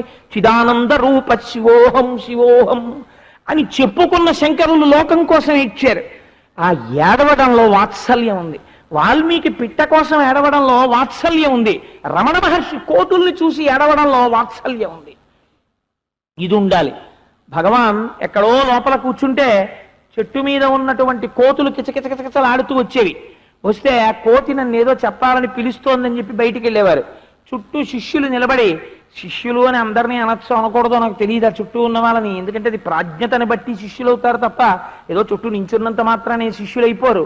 అందుకని ఆ చెట్ట మీద ఉన్న కోతో, ముసలి కోతి ఏదో కిచకిచకిచకిచలు ఆడుతుంటే రమణ మహర్షి కన్నుల వెంట నీరు ఇలా కారిపోతుండేది. కారిపోయి తిరిగి వచ్చిన తర్వాత, ఎందుకంటే మీరు ఏడ్చారా? కోతి ఏం చెప్పిందంటే, అది ముసలి కోతి, దానికి ఓ కూతురు ఉందిట, ఓ అల్లుడు ఉన్నట్ట, ఆ కూతురు అల్లుడు ఏదో విద్యుత్ వైర్లు పట్టుకుని ఇద్దరు చచ్చిపోయారట, ఇదిగో దానికేమో చిన్న చిన్న పిల్లలు, ఇప్పుడు ఈ వయస్సులో, ఈ పండు వయస్సులో భగవాన్ నేను ఈ చిన్ని చిన్ని పిల్ల కోతుల్ని పెంచవలసి వచ్చింది చూడండి అని ఏడుస్తోంది నాకు చెప్పి, దాని బాధ చూసి నాకు ఏడుపు వచ్చింది అన్నాడు. అవతల వారి బాధని చూసి హృదయము ద్రవించి బాధపడగలిగినటువంటి వాత్సల్యము, అంతటి సౌకుమార్యముతో కూడిన హృదయం ఉన్నవాడెవరో వాడు గురువు, లేదా వాడు మనిషి. అలాంటి ఆర్ద్రత, వాత్సల్యముతో కూడిన గుండె అయి ఉండాలి. లేనినాడు మనుష్య జన్మకి ప్రయోజనం ఏమిటండి? దానికి ప్రయోజనం ఉండదు. నేను మొన్నటి రోజున నా భార్యని ఆఫీస్ నుంచి తీసుకొస్తున్నాను. మధ్యాహ్నం మంచి ఎండ. ఆ ఎండాకాలంలో ఒక చిన్న పిట్ట, అదో బహుశా చిన్న చిన్న అరుపులు అరుస్తూ ఎగురుతుంటాయే, నాకు ఆ పక్షి పేరు ఖచ్చితంగా తెలియదు, కానీ అది ఒక చిన్న పిట్ట ఓ గోడ మీద వాలి ఉంది. ఎక్కడి నుంచో వచ్చింది ఒక గ్రద్ద, దాన్ని తరిమింది. తరిమితే పాపం అది ఎంత భయంకరమైన ఆర్తనాదం చేస్తోందంటే, అది అలిసిపోయే వరకు తిప్పింది ఆకాశంలో. తిప్పి తిప్పి తిప్పి తిప్పి దాన్ని కొడుతుంటే కూ కూ కూ అని అరుస్తూ భయపడిపోతూ అది కింద పడిపోతే దాన్ని పట్టి చంపేద్దామని అది అలా ఎగురుతుంటే దాని మీద ఎగురుతూ కొడుతోంది గ్రద్ద. కొడుతుంటే కొంతసేపటికి నేను స్కూటర్ మీద కనపడినంత దూరం అలా చూస్తూ వస్తున్నాను. నా అదృష్టం ఎదురుగుండా ఏమీ లేదు, ఎందుకంటే మనస్సు దాని మీద లగ్నం అయిపోయి ఉంది. అయ్యయ్యో ఎలా తరివేస్తోందో అని. కానీ మనం ఏం చెయ్యగలం? కింద ఉన్నప్పుడు అది ఇలా చూసేటప్పటికి అలా వెళ్ళిపోతుంది. ఇంకొక 3 నిమిషాల్లో అది కింద పడిపోతుంది. ఆ తర్వాత ఈ పిట్టనది ఎత్తుకుపోతుంది. కానీ చూడ్డానికి చాలా బాధ అనిపించింది. ఇంటికి వచ్చేసాం. భోజనం పెడితే నా భార్య అన్నం తినే ముందు నేను ఇది తింటున్నట్టు ఆ గ్రద్ద ఆ పక్షిని తింటోందేమో అన్న భావన వెంటాడింది. అంటే నేను సోత్కర్ష కోసం ఈ మాట చెప్పట్లేదు. కనీసం వేరొకరి కష్టాన్ని చూసి, సృష్టిలో ఉన్నటువంటి వేరొక జీవి యొక్క కష్టానికి నీ మనస్సు కదలకపోతే ఇంక నీకు మనుష్యోపాధి ఎందుకు? ప్రకృతిలో వేటాడి బ్రతకడం జంతు లక్షణం అండి. ఒక పిల్లికి నిర్దాక్షిణ్యంగా వెంటాడుతుంది ఎలకని, ఒక కుక్క ఒక పంది పిల్లని వెంటాడి పట్టుకుంటుంది, ఒక పావును ఎలుకని వేటాడి పట్టుకుంటుంది. కానీ మనిషి త్యాగమయుడై, ఈశావాస్యోపనిషత్ చెప్పినట్టు త్యాగము చేత అమృతత్వమును పొందాలి. అందుచేత అయ్యో నేను బాధించడమా అని వేరొకరిని బాధించకుండా ఉండగలిగిన తత్వాన్ని పొందాలి. ఆదిపర్వాన్ని మహాభారతంలో అనువాదం చేస్తూ నన్నయ్య గారు అంటారు, సమస్త ధర్మములు ఒక్క విషయంలో ఉన్నాయి. ఇదొక్కటి జ్ఞాపకం పెట్టుకో చాలు. నువ్వు ఏ మాట ఇతరులను మాట్లాడితే వారు బాధపడతారో, లేదా ఎవరు నిన్ను ఒక మాట మాట్లాడితే నువ్వు బాధపడతావో ఆ మాట నువ్వు ఇతరుల యందు వాడకు చాలు. సమస్త ధర్మాలు నీకు తెలిసిపోయినట్టే. కాబట్టి ఆ వాక్కుకి ఆ వాత్సల్యం ఉండాలి. అయ్యో పాపం వారు అనగలగాలి. అంతేకాని ఇంతేనండి ఈ లోకం అంతాను అని చెప్పి తానేదో గొప్పగా ఎదిగిపోయినట్టు, అవతల వాడు పైకి మాలిన వాడైపోయినట్టు అది చాలా హీనం చేసి మాట్లాడుతుండడం, వీళ్ళకేం వచ్చండి, వీళ్ళు ఎప్పటికి బాగుపడతారండి అంటూ ఉండడం, అది మంచి పద్ధతి కాదు. వాత్సల్యముతో కూడిన వాక్కు యందు తనకన్నా అవతల వారి యందు ప్రేమన్నా ఉండాలి. గౌరవం అన్నా ఉండాలి. ఈ రెండూ తప్ప మూడో భావన రాకూడదు. ఇలా ఉండగలగడం ప్రయత్నపూర్వకంగా అభ్యసించి మనిషి కావాలి. దత్తాత్రేయుల వారు నీటిని నేను గురువుగా స్వీకరించినాను అనడం వెనకాతల సమస్త జాతికి ఎంతటి గురిని నేర్పుతున్నారో చూడండి. ఎన్ని విషయాలు ఆయన అందులో దాచారో. దత్తాత్రేయుల వారు నీటిని గురువుగా తీసుకుని దత్తాత్రేయుల వారు బాగుపడ్డారని మీరు నేను చెప్పుకుంటే, ఆయనకి ఇప్పుడు కొత్తగా కలిసి రావలసింది, ఆయనకి ఒరగవలసింది ఏమైనా ఉందా? ఆయనకేం లేదు. ఆయన నీటిని గురువుగా స్వీకరించడం వెనకాతల ఉన్న తాత్పర్యాన్ని మీరు తెలుసుకుంటే మీ జన్మకి నా జన్మకి సార్థకత ఏర్పడుతుంది. లేని నాడు గురుచరిత్ర పారాయణ దేనికి నాకు చెప్పండి? అక్కడున్న వాక్యంలా చదువుకోవడానికే. అక్కడున్న వాక్యంలా చదువుకోవడానికైతే బహుశా అది మీరు బైహార్ట్ చేయగలరేమో. ఎంతమంది గురువులు అని అడిగారు అనుకోండి, ఓ శ్లోకాన్ని దగ్ చెప్పేసి 24 మంది గురువులు. All right. ఒక్కొక్క దాని వల్ల ఏం పొందారు? ఒకటి నీరు, నీటికి శీతలత్వము, మాధుర్యము, నీటికి లేకపోతే ఏదో చల్లతనము, అలాగా వాక్కుకు కూడా అలా ఉండాలని ఆయనేమో నేర్చుకున్నారు. అయిపోయింది. 2 గాలి, ఏదో అలా చెప్పుకుంటూ వెళ్ళిపోవచ్చు. అయిపోయింది. But what is the benefit you are deriving out of it? మీరు పొందుతున్న ప్రయోజనం ఏమిటి? ఆత్మ పరిశీలనం చేసుకుని మీలో ఉన్న కల్మషాన్ని విరగతోసుకోవడానికి మురికి నీటి యందు ఇంటిపి గింజ పెట్టడం లాంటిది గురుచరిత్ర పారాయణం చేయడం లాంటిది. ఒకసారి పారాయణం చేస్తే ఒక దుర్గుణాన్ని నువ్వు దూరంగా పెట్టగలగాలి, గుర్తించి. నువ్వు అలా పెట్టలేనప్పుడు ఎన్ని పారాయణలు చేస్తే మాత్రం ఏం ప్రయోజనం వస్తుంది? అంటే నేను ఏ పారాయణ చేసిన వాళ్ళని కూడా నేను విమర్శించాలని ఈ మాట చెప్పట్లేదు. వారిని ఉద్ధరించడానికి ఇంకొక మంచి కోణం తొడగాలని ఈ మాట చెప్తున్నానంతే. కాబట్టి గురుచరిత్ర పారాయణము అన్నది ఎందుకు పనికొస్తుంది అంటే, మనలో ఉన్నటువంటి రాక్షసుండి తెలుసుకుని పక్కన పెట్టి మనం మనుష్యులు అవడానికి పనికొస్తుంది. సరే, నేను ఆ నీరు అన్నదాన్ని వదిలేస్తాను. లేకపోతే ప్రయత్నపూర్వకంగా దాన్ని పక్కన పెట్టకపోతే నాకు దాని గురించి భయం. దాని గురించి 24 గురించి నాకు అటువంటి భయం ఉంది. సరే, ఏదో గాలి ఒక ఆర్డర్లో నేనేం చెప్పట్లేదండి. ఎందుకంటే ఏ వరుసలో చెప్పినా 24 పూర్తి చెయ్యాలని మాత్రం అనుకున్నాను. ఎందుకంటే దత్తాత్రేయ స్వామి వారి యొక్క జీవితంలో ఇది చాలా ప్రధానమైనటువంటి విషయం, 24 గురువులు అన్నది. గాలికి ఉండేటటువంటి లక్షణాన్ని మీరు గమనించండి. గాలికి సంగదోషం ఉండదు. సంగం అనగానేమి అంటే అదిగో చూసారా, ఒక జంతువుకు ఉండేటటువంటి లక్షణం వేటాడి తింటుంది, దానికి ఏం ఆ బాధ ఉండదు. చేత సంగము అంటే ఒకదానితో కలసి దీనితో నేను కూడి ఉండాలి అని, లేకపోతే కూడిక చేత సుఖమును కానీ అతిశయమును కానీ దుఃఖమును కానీ న్యూనతను కానీ పొందకుండుట, దీన్ని సంగదోషము అని పిలుస్తారు. ఉదాహరణకి నేను ఏంటంటే లోకమంతా పనికిమాలినవాడు అని పిలిచినటువంటి ఒక వ్యక్తి ఉన్నాడు. నేను ఎక్కువగా వ్యక్తితో కలిసి తిరుగుతున్నాను అనుకోండి. తిరుగుతుంటే ఏమిటండి అస్తమానం అతనితో తిరుగుతుంటాడో ఆయనతో తిరుగుతుంటాడో అని నన్ను అన్నారు అనుకోండి. ఓహో, నేను అలా తిరుగుతుంటే నాకు బిలో ది డిగ్నిటీ. మీరు ఈ మాటలు చాలా ఎక్కువగా వింటుంటారు సమాజంలో. ఆయనతో వెళ్ళడం ఏంటంటే నాకు బిలో ది డిగ్నిటీ అంటాడు. లేకపోతే ఓ పెద్ద ఆయన, వీడి దృష్టిలో ఆయన క్యారెక్టర్ గురించినటువంటి విచారణ ఏమి ఉండదు. పెద్దరికానికి చాలా లక్షణాలు ఉంటాయి ప్రపంచంలో. అధికారం ఓ పెద్ద లక్షణం. ఏంటి, స్టేజ్ మీద ఓ 100 సినిమాల్లో రకరకాలుగా యాక్ట్ చేయడం ఓ లక్షణం. ఇలాంటి లక్షణాలు ఏవో పెట్టుకుని ఆయన కనపడితే ఆయనతో ఫోటో దిగడం. ఆయన ఓ సరదాగా తిరుగుతాడు అంతే. ఈ ఫోటో తెచ్చి ఇంట్లో పెట్టుకుని రోజు చూసుకోవడం. దాని బదులు రాముడి ఫోటో పెట్టుకో బాగుపడతావు. అది పెట్టుకుని ఏం చేస్తావు? వాడే పెద్ద నటుడు, వాడు నీతో దిగింది ఇంకో నటన. ఎందుకు పనికి వస్తుంది? నేను ఉద్ధరించడానికి ఎందుకు పనికిరాదు. వాడు ఎవరినో ఆటోగ్రాఫ్ అడగడం, వాడు ఇలా అనడం, ఇది తీసుకెళ్లి ఇంట్లో ఫోటో కట్టించుకుని దాచుకోవడం, వచ్చిన వాళ్ళకి చూపించడం, ఎందుకు పనికి వస్తుంది? అది నేను ఏ రకంగా ఆత్మోద్ధరణం చేసిందో నాకు చెప్పండి. మీ ప్రవర్తనని ఏమైనా అది మారుస్తుందా? ఆటోగ్రాఫ్ అనబడేటటువంటి సంస్కృతి ఎక్కడి నుంచి వచ్చిందో కానీ నాకు చాలా ఆశ్చర్యకరంగా ఉంటుంది. వాడు ఇలా అంటాడు, వీడు దాచుకుంటాడు. ఎందుకంటే అది మీకు నాకు ఇది ఈ రకంగా పనికొస్తుందండి అని మీకు ఏమైనా ఉపయోగం ఉంటుందా? ఏమీ ఉండదు. మీరు ఒక శ్లోకాన్ని తీసుకుని, గాంధీజీ జీవితంలో ఒక సంఘటనని తీసుకుని మీరు ఒక బోర్డు మీద రాసి పెట్టి, నేను ఒకసారి ఒకరింటికి వెళ్ళాను కాకినాడలో. వెళితే ఆ తల్లి నన్ను మా పిల్లల బెడ్రూమ్ చూద్దురుగాని రండి కోటేశ్వరారు అని తీసుకెళ్తే నేను ఆ బెడ్రూమ్లోకి వెళ్ళేటప్పటికీ ఒక తెల్ల కాగితం మీద స్కెచ్ పెన్తో ఒక అందమైనటువంటి ప్రొవెర్బ్, ఒక సామెత ఒకటి రాసి ఇలా అంటించుంటే నేను ఆ ప్రొవెర్బ్ చదివి చాలా సంతోషించాను. చదివి, అమ్మ చాలా బాగుంది, ఇది మీ అబ్బాయి రాసుకున్నాడా అని అడిగాను. లేదండి, మా పిల్లలు స్కూల్కి వెళ్ళిపోయిన తర్వాత ఖాళీ కదా, నేనేం చేస్తానంటే పుస్తకాలు చదివి అందులోంచి మంచి మంచి విషయాలన్నింటినీ తీసి ప్రతిరోజు నేను ఇలాంటి అట్టముక్కలు సాధారణంగా మనం ఈ చీరలు ప్యాంట్లు కొనుక్కున్నప్పుడు ఇచ్చే అట్టపెట్టెలు కత్తిరించి వెనకవైపు ఉన్నటువంటి తెల్లదాని మీద స్కెచ్ పెన్తో ఈ ప్రొవెర్బ్ రాసి ఒక మన చిన్న టేప్ ముక్కోటి పెట్టి రోజు మా అబ్బాయి ఎదురుగుండా అంటిస్తాను. వాడు నిద్ర లేవగానే అమ్మ చెప్పిన ప్రొవెర్బ్ అని చెప్పి ఆ ప్రొవెర్బ్ చదువుకుంటాడు.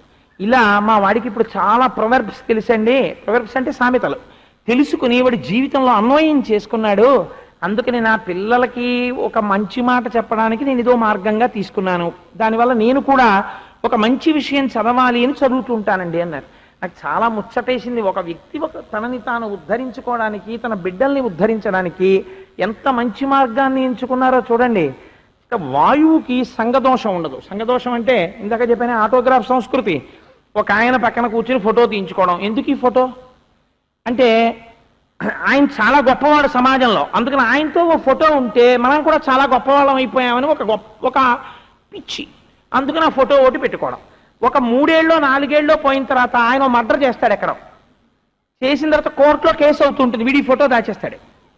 ఎందుకంటే మరి తీయించుకున్న ఫోటో అటువంటిది.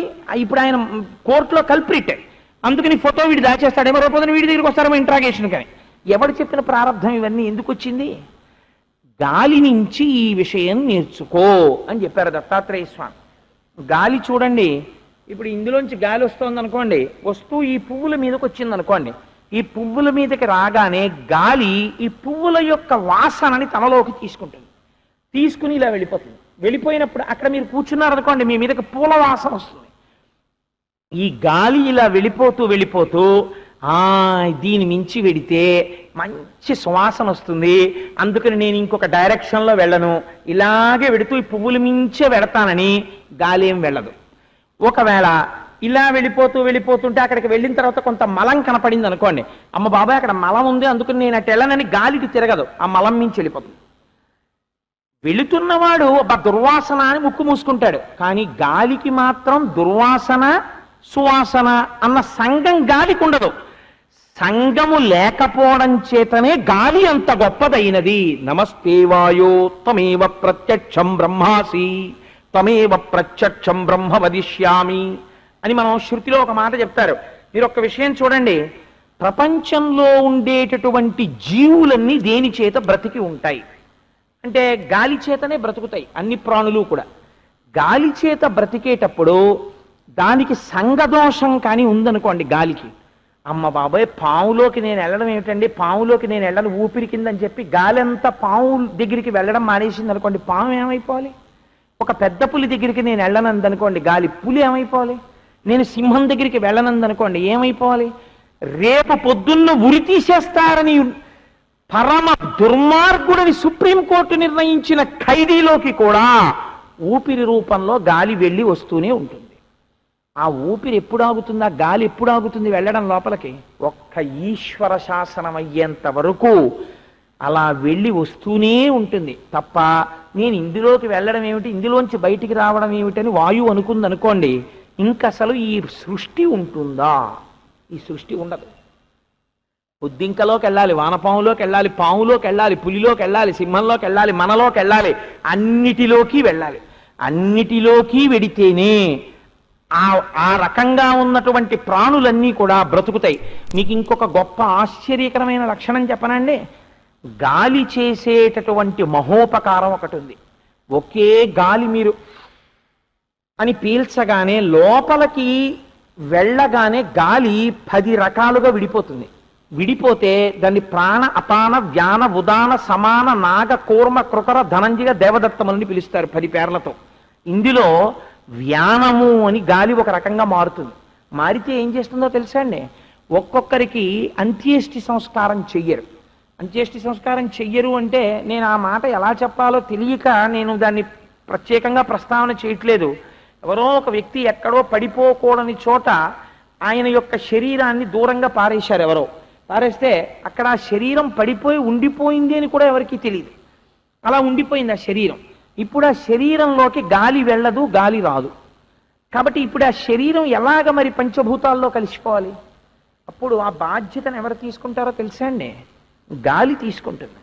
లోపల ఉండిపోయినటువంటి గాలి వ్యానవాయువు ఇంకా లోపలికి గాలి రాదు, ఉన్న గాలి బయటికి వెళ్ళదు అని తెలుసుకోగానే వ్యానమన్న రూపంతో లోపల ఉన్న ఆ శరీరాన్ని ఉబ్బిపోయేటట్టు చేసేస్తుంది. చేసేస్తే శరీరం ఉబ్బిపోతుంది. ఇది మనుష్యుడికే కాదు, మీరు చూడండి సమస్త పిపీలికాది పర్యంతమనందు ఈ ప్రక్రియ జరుగుతుంది. ప్రాసెస్ ఆఫ్ డీకంపోజిషన్ అంటాం మనం ఇంగ్లీష్లో. ఓ కుక్క చచ్చిపోయింది అనుకోండి, తాడు కట్టి లాగో మూల పారేశారు అనుకోండి, ఒక 3 రోజులు పోయేటప్పటికి ఇంత ఉబ్బిపోతుంది ఆ కుక్క. ఆ తర్వాత పట్టమని పగిలిపోతుంది. పగిలిపోయిన తర్వాత ఈ వ్యానవాయువు బయటికి వెళ్ళిపోతుంది. కానీ పగిలిపోయిన తర్వాత అప్పుడు మెల్లమెల్లగా మెల్లమెల్లగా దీని శరీరం పృథివిలోకి, జలంలోకి, ఆకాశంలోకి, వాయువులోకి కలిసిపోతుంది. కాబట్టి అండాండము, ఈ పిండాండము బ్రహ్మాండముతో కలిసేటట్టుగా ఉపకారం చేస్తున్నది ఎవరు? వాయువే. లేకపోతే మీకు ఈ పడిపోయినటువంటి ప్రాణులన్నీ మళ్ళీ ఎలాగ మట్టిలోకి మట్టిగా మారుతున్నాయి. కాబట్టి గాలికి సంగదోషము లేదు. దీనిని ముట్టుకోవచ్చా ముట్టుకోకూడదా, దీంతో ఉంటే నాకు గొప్పతనం వస్తుంది, దీంతో ఉంటే నాకు గొప్పతనం ఉండదు, ఇలాంటి భావనలు వాయువుకి ఉండవు. నువ్వు కూడా సంగదోషము లేకుండా దేని దగ్గరైనా ఉండు, ఏ ప్రమాదము రాదు. మీకు దీనికి సంబంధించి నేను ప్రత్యేకంగా మళ్ళీ వేరొక ఉదాహరణ తీసుకునే ప్రయత్నం చేయకుండా నాకు ఒక ఆలోచన వచ్చింది ఇప్పుడే. దత్తాత్రేయ స్వామి వారి యొక్క లీలలలోంచే ఒక విషయాన్ని నేను ఇప్పుడు సమన్వయం చేసేటటువంటి ప్రయత్నం చేస్తాను. పూర్వకాలంలో శత్రుజిత్ అనబడేటటువంటి ఒక రాజుగారు ఉండేవారు. ఆయన పేరే చాలా గమ్మత్తైనటువంటి పేరు, శత్రుజిత్. జిత్ అంటే గెలవడం, శత్రుజిత్ అంటే శత్రువుల్ని గెలవడం. అంటే ఆయన అసలు శత్రువు అన్నవాడు లేడు, అలా గెలిచాడు. కాబట్టి శత్రువు అన్నవాడు లేకుండా గెలిచేశాడంటే ఆయన ఎంత భూమండలాన్ని పరిపాలన చేశాడో చూడండి. ఆ శత్రుజిత్ అనబడేటటువంటి రాజుకి ఒక కుమారుడు జన్మించాడు. ఆయన పేరు ఋతధ్వజుడు. ఋతధ్వజుడు అనబడేటటువంటి ఒక కుమారుడు చాలా సుగుణాభిరాముడు, తండ్రి గారి మనస్సుని రంజిల్లేటట్టుగా ప్రవర్తించగలిగినటువంటి కుమారుడు. చాలా సంతోషంగా వాళ్ళ జీవితం గడిచిపోతోంది. ఒకనాడు అనుకోకుండా అకస్మాత్తుగా గాలవుడు అనబడేటటువంటి ఒక ఋషి వచ్చారు. వచ్చి, మహారాజా నువ్వు నాకు ఒక మహోపకారం చెయ్యాలి అని. మీకేమి ఇబ్బంది వచ్చింది, నేనేం ఉపకారం చెయ్యాలి అని అడిగాడు. అడిగితే ఆయన అన్నారు, నేను ఆ గంగా నదీ తీరంలో ఆశ్రమాన్ని నిర్మించుకుని తపస్సు చేసుకుంటున్నాను. నేను తపస్సు చేసుకునేటటువంటి ఆ సమయంలో కేవలము నా తపస్సుని భగ్నం చేయడమే ప్రయోజనంగా పెట్టుకున్నటువంటి రాక్షసుడు ఒకడొచ్చి నేను చేసే యజ్ఞయాగాది క్రతువుల్ని ధ్వంసం చేస్తున్నాడు. అతని పేరు పాతాళకేతువు. ఆ పాతాళకేతువు చేసేటటువంటి ఆగడములకు అంతుదరి లేదు. వాడు చంద్రకేతువు యొక్క కుమారుడు. నేను నాకున్న తపశ్శక్తితో నిర్జించగలను, కానీ నా తపశ్శక్తిని అంతటినీ వచ్చిన రాక్షసుల్ని చంపుకోవడానికి ఉపయోగిస్తే ఇంకా అది ఎందుకు పనికొస్తుంది? కొన్నాళ్ళకి ఆ తపశ్శక్తి అయిపోతుంది. అందుకని నేను తపస్సు చేసింది మోక్షం పొందడానికి. కాబట్టి నేను ఏం చెయ్యాలి, ఈ రాక్షసుడి పీడ నుంచి ఎలా విరగడ పొందాలి అని ఒకనాడు నేను మధ్యాహ్న కాలమునందు ఆలోచన చేస్తూ ఆకాశం వంక చూసి భూమి వైపుకి తలదించి నిట్టూర్చాను. నిట్టూరిస్తే హఠాత్తుగా నాకు ఒక గుర్రం కనపడింది. కనపడి అశరీరవాణి ఒక వాక్యం వినపడింది. అంటే మీరు ఇక్కడ ఒక తత్వాన్ని అర్థం చేసుకోవాలి. అమ్మవారికి లలితా సహస్రనామ స్తోత్రంలో ఒక నామం ఉంది. అమ్మవారివి ఎంత పెద్ద పెద్ద చెవులంటే ఆవిడ చెవులలో పెట్టుకునేటటువంటి పూల గుత్తులు ఉంటాయి. ఆ పూల గుత్తులు చెవుల్లో పెట్టుకుంటుంది ఆవిడ. ఆ పూల గుత్తులను మోయగలిగినటువంటి చెవులంటే ఆ చెవులు ఎంత పెద్ద చెవులు. ఆ పెద్ద చెవులంటే దాని అర్థం ఏమిటో తెలుసా అండి? తనని నమ్ముకున్నటువంటి భక్తులు ఎక్కడ ఏ మూల కూర్చుని ఇక్కడ మనస్సులో చిన్న కోరిక కోరినా ఆవిడికి వినపడుతుంది. అలా వింటుంది ఆవిడే. అందుకని ఇప్పుడు ఇంత మహాతపస్వి మహాభక్తుడైనటువంటి గాలవుడి కష్టాన్ని భగవంతుడు విన్నాడు. విని ఆవిడికి సూర్యచంద్రులు ఇద్దరూ కూడా అమ్మవారికి చెవుల కింద చెప్పబడతారు, తాటంకముల కింద చెప్పబడతారు. అందుకని ఆ సూర్యుడికి వినపడింది. వెంటనే సూర్యనారాయణుడు ఇతని కోరిక తీర్చాలనుకున్నాడు. తపస్వి అయినటువంటి బ్రాహ్మణుడు సంహారం చెయ్యొచ్చా? రాక్షస సంహారం చెయ్యకూడదు. అందుకని ఒక గుర్రాన్ని పంపించాడు. ఆ గుర్రం పేరు కువలయము. పంపించి ఒక మాట చెప్పాడు, ఈ గుర్రాన్ని తీసుకెళ్లి శత్రుజిత్ అనబడేటటువంటి రాజు యొక్క కుమారుడైనటువంటి ఆ ఋతధ్వజుడికి ఆయన ఈ గుర్రం ఎక్కి నిన్ను బాధ పెడుతున్నటువంటి రాక్షసుణ్ణి సంహరిస్తాడు అని. అందుకని నేను ఆ గుర్రం ఎక్కి వచ్చాను. ఆ గుర్రం పేరే కువలయం. కువలయం అంటే కు అంటే భూమి, వలయము అంటే భూమండలం. ఈ భూమండలాన్నంతటినీ కూడా గుర్రం కనురెప్ప వేసి తెరిచే లోపల తిరుగుతుంది, అప్రమేయంగా తిరుగుతుంది, అప్రతిహతంగా తిరుగుతుంది, పాతాళ లోకానికి కూడా వెళ్ళిపోగలదు. ఈ గుర్రం ఎక్కి రాక్షస సంహారం చెయ్యవలసినది అని అడిగాడు. అడిగితే తండ్రి కుమారుణ్ణి పిలిచి, మహాతపస్సులైనటువంటి వారి కష్టాల్ని తీర్చడానికి పనికి రాకపోతే ఇంకా రాచరికం దేనికిరా, ఈ గుర్రం ఎక్కి వెళ్ళి ఆ రాక్షస సంహారం చెయ్యి అన్నాడు. నాన్నగారు మీరు చెప్పినట్టే చేస్తాను అని ఆ రాజకుమారుడు ఆ గుర్రాన్ని అధిరోహించి ఆశ్రమానికి వెళ్ళి వాళ్ళు చేస్తున్న యజ్ఞయాగాది క్రతువుల దగ్గర రామచంద్రమూర్తి విశ్వామిత్రుడి యొక్క యాగరక్షణ చేసినట్టు రక్షణ చేస్తూ కూర్చున్నాడు. రాక్షసుడు వస్తాడేమో చూద్దామని. ఇంతలో రానే వచ్చాడు పాతాళకేతువు.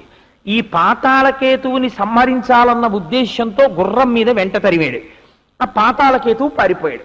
పారిపోయి వాడు పాతాళ లోకానికి వెళ్ళిపోతున్నాడు. వెళ్ళిపోతున్నప్పుడు ఈ ఋతధ్వజుడు ఒక బాణాన్ని ప్రయోగించాడు. ఆ పారిపోతున్నటువంటి రాక్షసుడు శూకర రూపాన్ని పొందాడు, పంది రూపంతో పారిపోతున్నాడు. ఆ బాణం వెళ్ళి వాడి డొక్కలో తగిలి వాడు పాతాళ లోకంలోకి వెళ్ళిపోయాడు. ఆ చీకటిలోంచి ఈ గుర్రం మీద ఈయన కూడా పాతాళానికి వెళ్ళిపోయాడు. వెళ్ళిపోయిన తర్వాత ఆ పాతాళ లోకంలో ఒక స్త్రీ చక్కటి హంసతూలికా తల్పం మీద కూర్చునుంది. వేరొక స్త్రీ ఒక పాత్ర చేత్తో పట్టుకుని అటిగా వడివడిగా వెళ్ళిపోతోంది. నువ్వెవరు ఆమె ఎవరు అని అడుగుతున్నాడు ఋతధ్వజుడు. కానీ ఆవిడ జవాబు చెప్పలేదు, వెళ్ళిపోయింది. తీరా దగ్గరకు వెళ్ళి నిలబడి చూసిన తరువాత హంసతూలికా తల్పం మీద కూర్చున్నటువంటి స్త్రీ యొక్క అందచందములను చూసి ఈ రాజకుమారుడైనటువంటి ఋతధ్వజుడు వివశుడయ్యాడు, మన్మథ బాణములకు గురి అయ్యాడు. ఆవిడ కూడా రాజకుమారుణ్ణి చూసి మోహించింది కానీ కన్నుల వెంట కన్నీటి ధారలు కారుతుండగా కింద పడి స్పృహ తప్పిపోయింది. ఆశ్చర్యపోయాడు రాజకుమారుడు, ఇదేమిటి కాసేపు సంతోషపడింది, కాసేపు స్పృహ తప్పిపోయింది ఏమిటని. ఇంతలో లోపలికి వెళ్ళిన స్త్రీ బయటికి వచ్చింది. వచ్చి ఆవిడంది, నా పేరు కుండవ, ఈవిడ పేరు మదాలస. మదాలస అనబడేటటువంటి ఈమె ఒక గంధర్వరాజ యొక్క కుమార్తె, విశ్వవసు అని పిలువబడేటటువంటి గంధర్వుని యొక్క కుమార్తె. ఈ మదాలస ఎక్కడో గంధర్వలోకంలో ఉండేటటువంటి స్త్రీ ఒకనాడు ఉద్యానవనంలో విహరిస్తూ ఉండగా పాతాళకేతు అనబడేటటువంటి రాక్షసుడు ఈమెని బలాత్కారంగా అపహరించి తీసుకొచ్చి వివాహం చేసుకుందామని ఇక్కడ బంధించాడు. రేపు వివాహం చేసుకుందాం అనుకుంటున్నాడు. ముహూర్త నిర్ణయం చేయించాడు. కానీ ఈవిడ నిన్నటి రోజున ఆత్మహత్య చేసుకుందామని ఏటి వద్దకు వెడుతుంటే కామధేనువు కనపడి ఒక మాట చెప్పింది, నువ్వు తొందరపడకో, రాక్షస సంహారం చేసి నిన్ను పొందేటటువంటి ఉత్తమ క్షత్రియుడు రేపటి రోజున నీకు దర్శనం ఇవ్వబోతున్నాడు, వాడు రాక్షసుణ్ణి బాణంతో కొట్టి నీకు కనపడతాడని చెప్పాడు. అందుకని అలాంటి వాడొస్తాడని నేను ఎదురు చూస్తున్నాను, కానీ నిన్ను చూసి మోహించాను.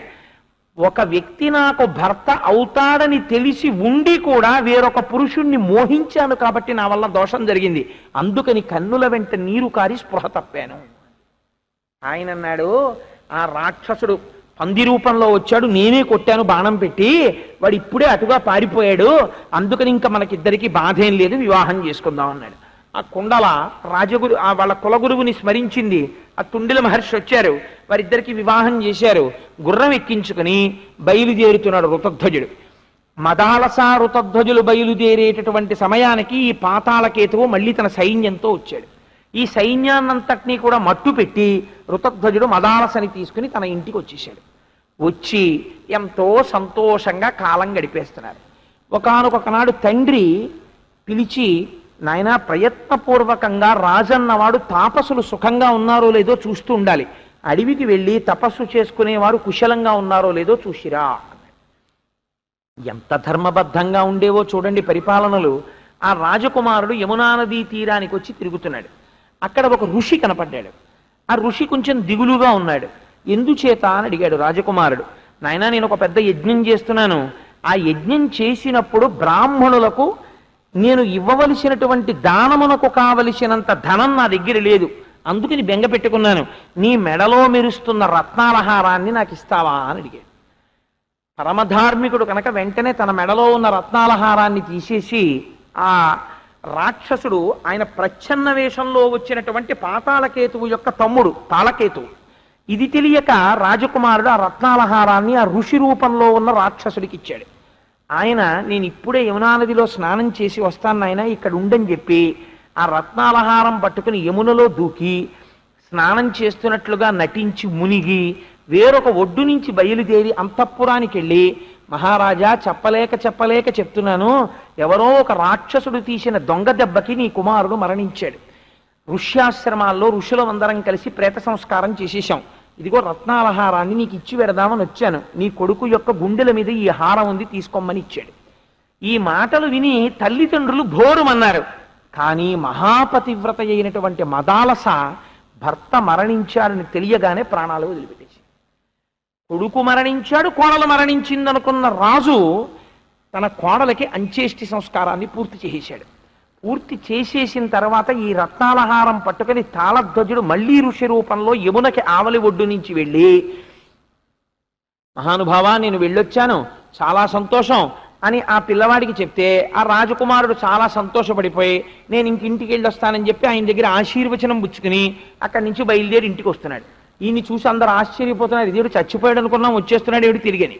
లోకం ఎక్కడ చూసినా రాజధానిలో శోకపు జాడలు కనపడుతున్నాయి. ఇంటికి వచ్చి కనుక్కుంటే కోడలు మదాలస మరణించిందన్నారు. ఎందుకు మరణించిందని అడిగాడు. అసలు నువ్వు కూడా మరణించావు అనుకున్నాం, ఒక ఋషి వచ్చి చెప్పాడు, నీ రత్నాలహారాన్ని చూపించాడన్నారు. అప్పుడు అర్థమైంది, ఓహో ఇది తాళకేతువు యొక్క కుతంత్రం అన్నమాట, నా భార్య మరణించిందని. పాపం అప్పటి నుంచి అతను వేరొక స్త్రీని తన భార్యగా స్వీకరించకుండా కేవలము పిల్లలతో కలిసి ఆటలాడుకుంటూ తన కష్టాన్ని మరిచిపోయే ప్రయత్నం చేశాడు. ఇది ఇలా జరుగుతుంటే ఒక ఆశ్చర్యకరమైన సంఘటన జరిగింది.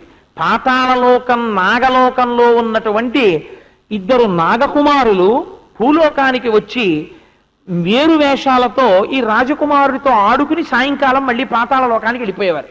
వాళ్ళు వెళ్ళి తండ్రి గారితో చెప్పారు, నాన్నగారు ఋతధ్వజుడు ఎంత మంచివాడో, మేము రోజు అతనితో ఆడుకుంటూ ఉంటాం, అందువల్లే ఆలస్యం అవుతోంది ఇంటికి రావడం అని ఒక రోజు తండ్రి గద్దించి అడిగితే చెప్పారు. చెప్తే ఆయన అన్నాడు, రే మీరు రోజు వెళ్ళి ఆయనతో ఆడుకుంటున్నారు కదా, మిమ్మల్ని అంత ఆదరిస్తున్నాడు కదా, మరి మనం ఆయనకి ఏమైనా బహుమానం ఇవ్వాలి కదా, మీకు మీ బోలెడు బహుమానాలు ఇస్తున్నాడు కదా, అందుకని మీరు కూడా ఏదైనా బహుమానం పట్టుకెళ్ళండి అన్నారు. అంటే ఆ పిల్లలు అన్నారు, ఋతధ్వజుడికి లేనిది అన్నదేం లేదు, ఆయనకు అన్నీ ఉన్నాయి. రాజ్యం ఉంది, సంపద ఉంది, కోశాగారం ఉంది, సైన్యం ఉంది, అందం ఉంది, యవ్వనం ఉంది, అన్నీ ఉన్నాయి. అతనికి లేనిది ప్రియమార ప్రేమించినటువంటి భార్య మరణించింది.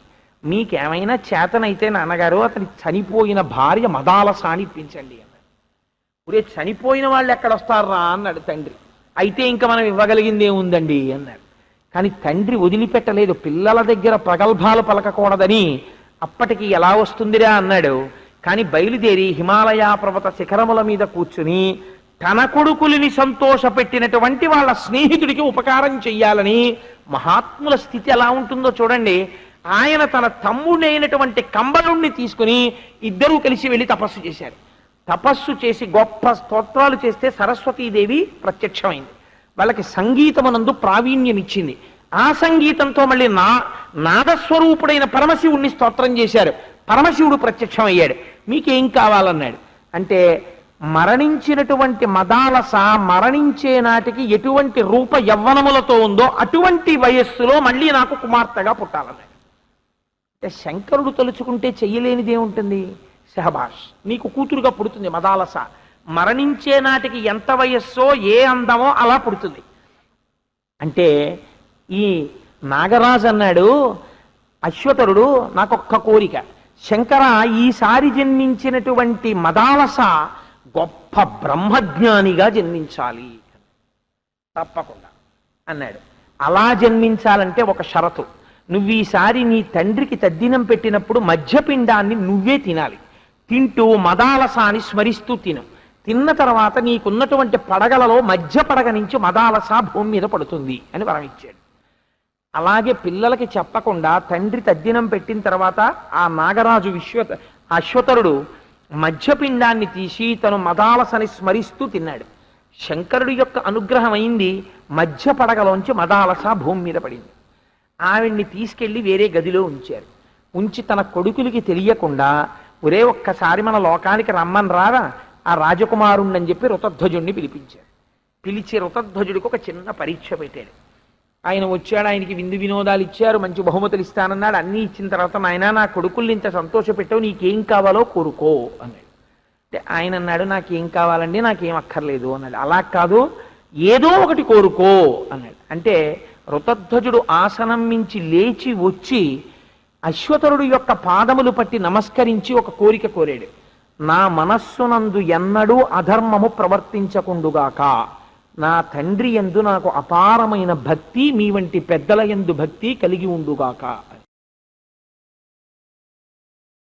చాలా సంతోషించి, ఇవి నీకు ఇవ్వవలసిన వరాలు కావయ్యా, ఎందుకంటే నీకు ఉన్నది ఈ భక్తి, ఇంకా కొత్తగా ఇచ్చేదే ఉంది, ఇంకేదైనా కోరుకో అన్నాడు. రాజకుమారులు అన్నారు, నాన్నగారు మీకు చెప్పాం, మీకేమైనా శక్తి ఉంటే ఆయన భార్య మదాలసాని చూపించండి అన్నాడు. అంటే నాగరాజు అన్నాడు, చచ్చిపోయిన వాళ్ళని మళ్ళీ చూపించడం ఎలా కుదురుతుందిరా, అయినా మీరు అడుగుతున్నారు కాబట్టి మాయా మదాలసని చూపిస్తాను, కానీ ముట్టుకోకూడదు ఆ మదాలసని అన్నాడు. అంటే పొంగిపోయి ఋతధ్వజుడు అన్నాడు, పోను అలాగే చూపించండి అన్నాడు. తీసుకెళ్ళి ఏ గదిలో ఆ మదాలసని ఉంచారో అక్కడికి తీసుకెళ్ళి తలుపు తీశారు. తీసేటప్పటికి హంసతూలికా తల్పం మీద కూర్చునుంది భార్య. పొంగిపోయి గభాలను వెళ్ళబోయాడు. అలా కానీ వెళ్ళి ముట్టుకోకూడదు, ఆవిడ మాయామదాలస మాయామదాలస అంటున్నాడు.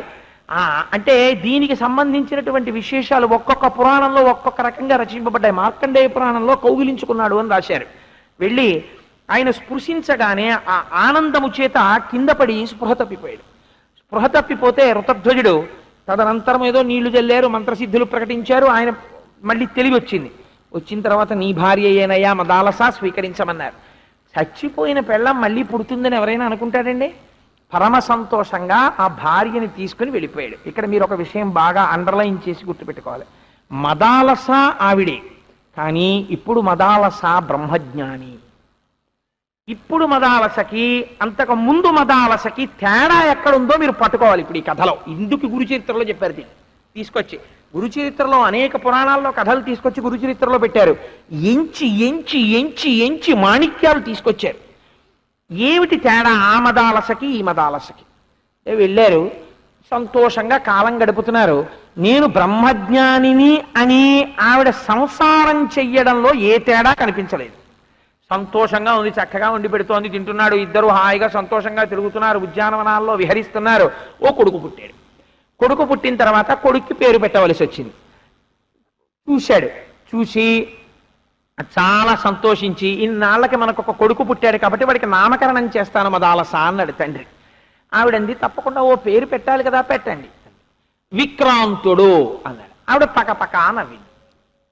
ఎందుకు నవ్వింది అర్థం కాలేదు రాజుకి. సరే, విక్రాంతుడు అని పేరు పెట్టాడు.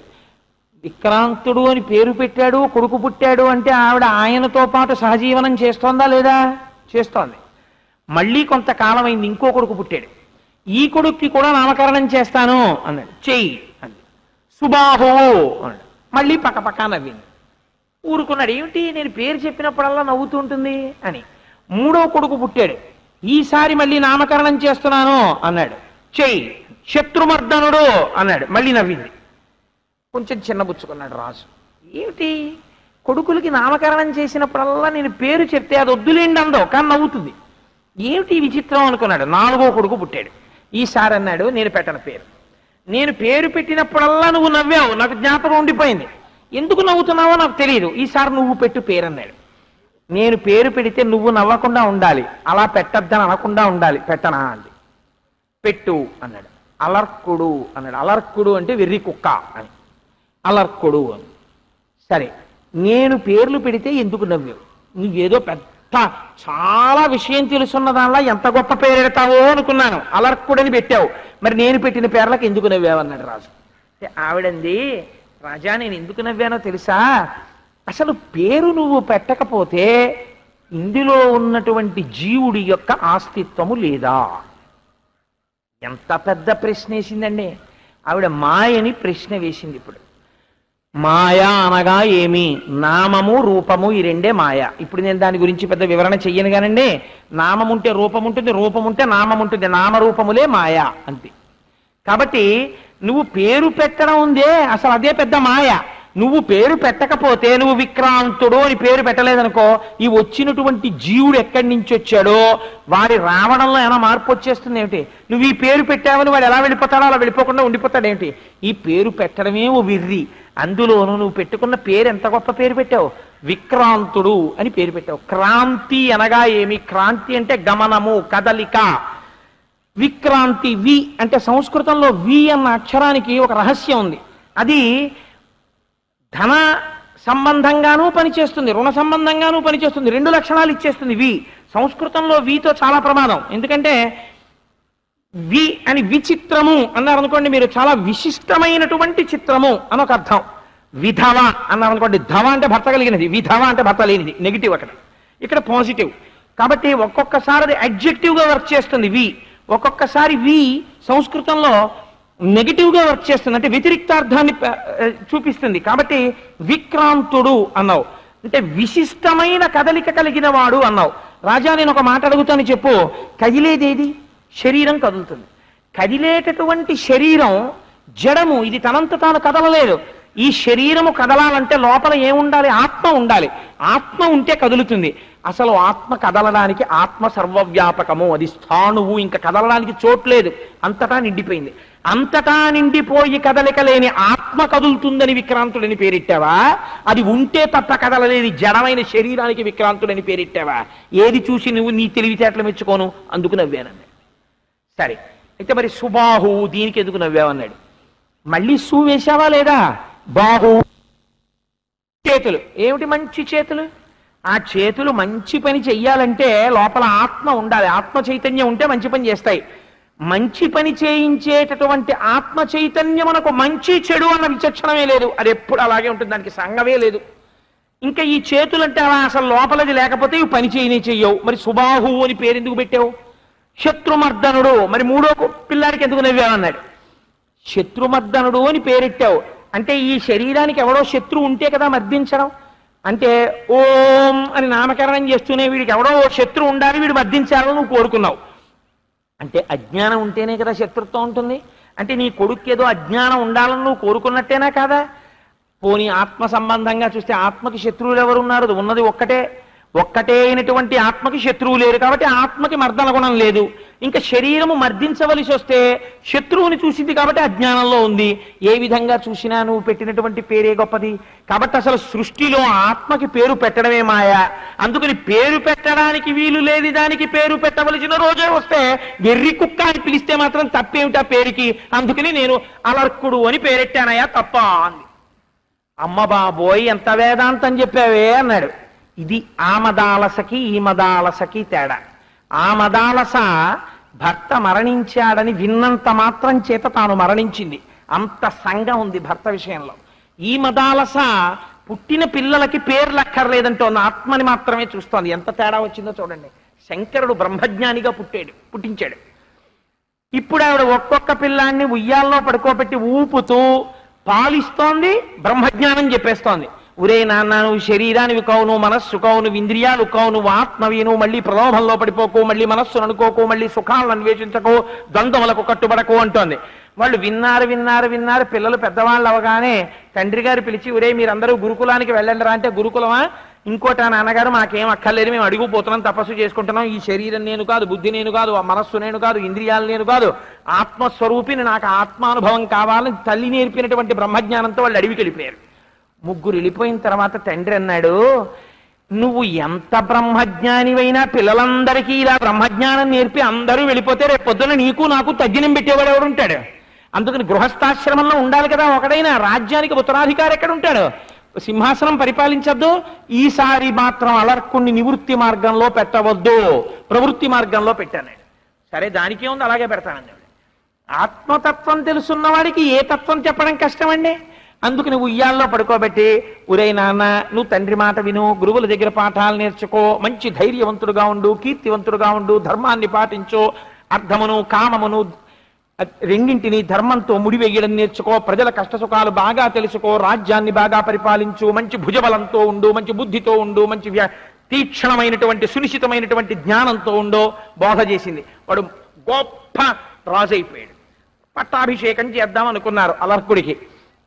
ఒకనొక నాడు ఆయనకి యవ్వరాజ్య పట్టాభిషేకం చేసి ఇద్దరు వెళ్ళిపోతున్నారు వానప్రస్థానికి. మదాలస, ఋతధ్వజుడు వెళ్ళిపోతుంటే ఒక్కసారి చూసింది కొడుకు వంక.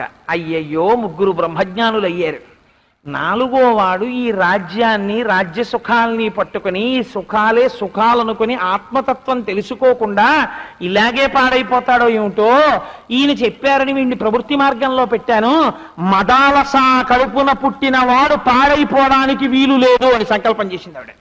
సంకల్పం చేసి తన ఉంగరం తీసింది, ఓ చిన్న కాగితం ముక్క తీసి దాని మీద 2 శ్లోకాలు రాసింది, మడిచి అందులో పెట్టింది.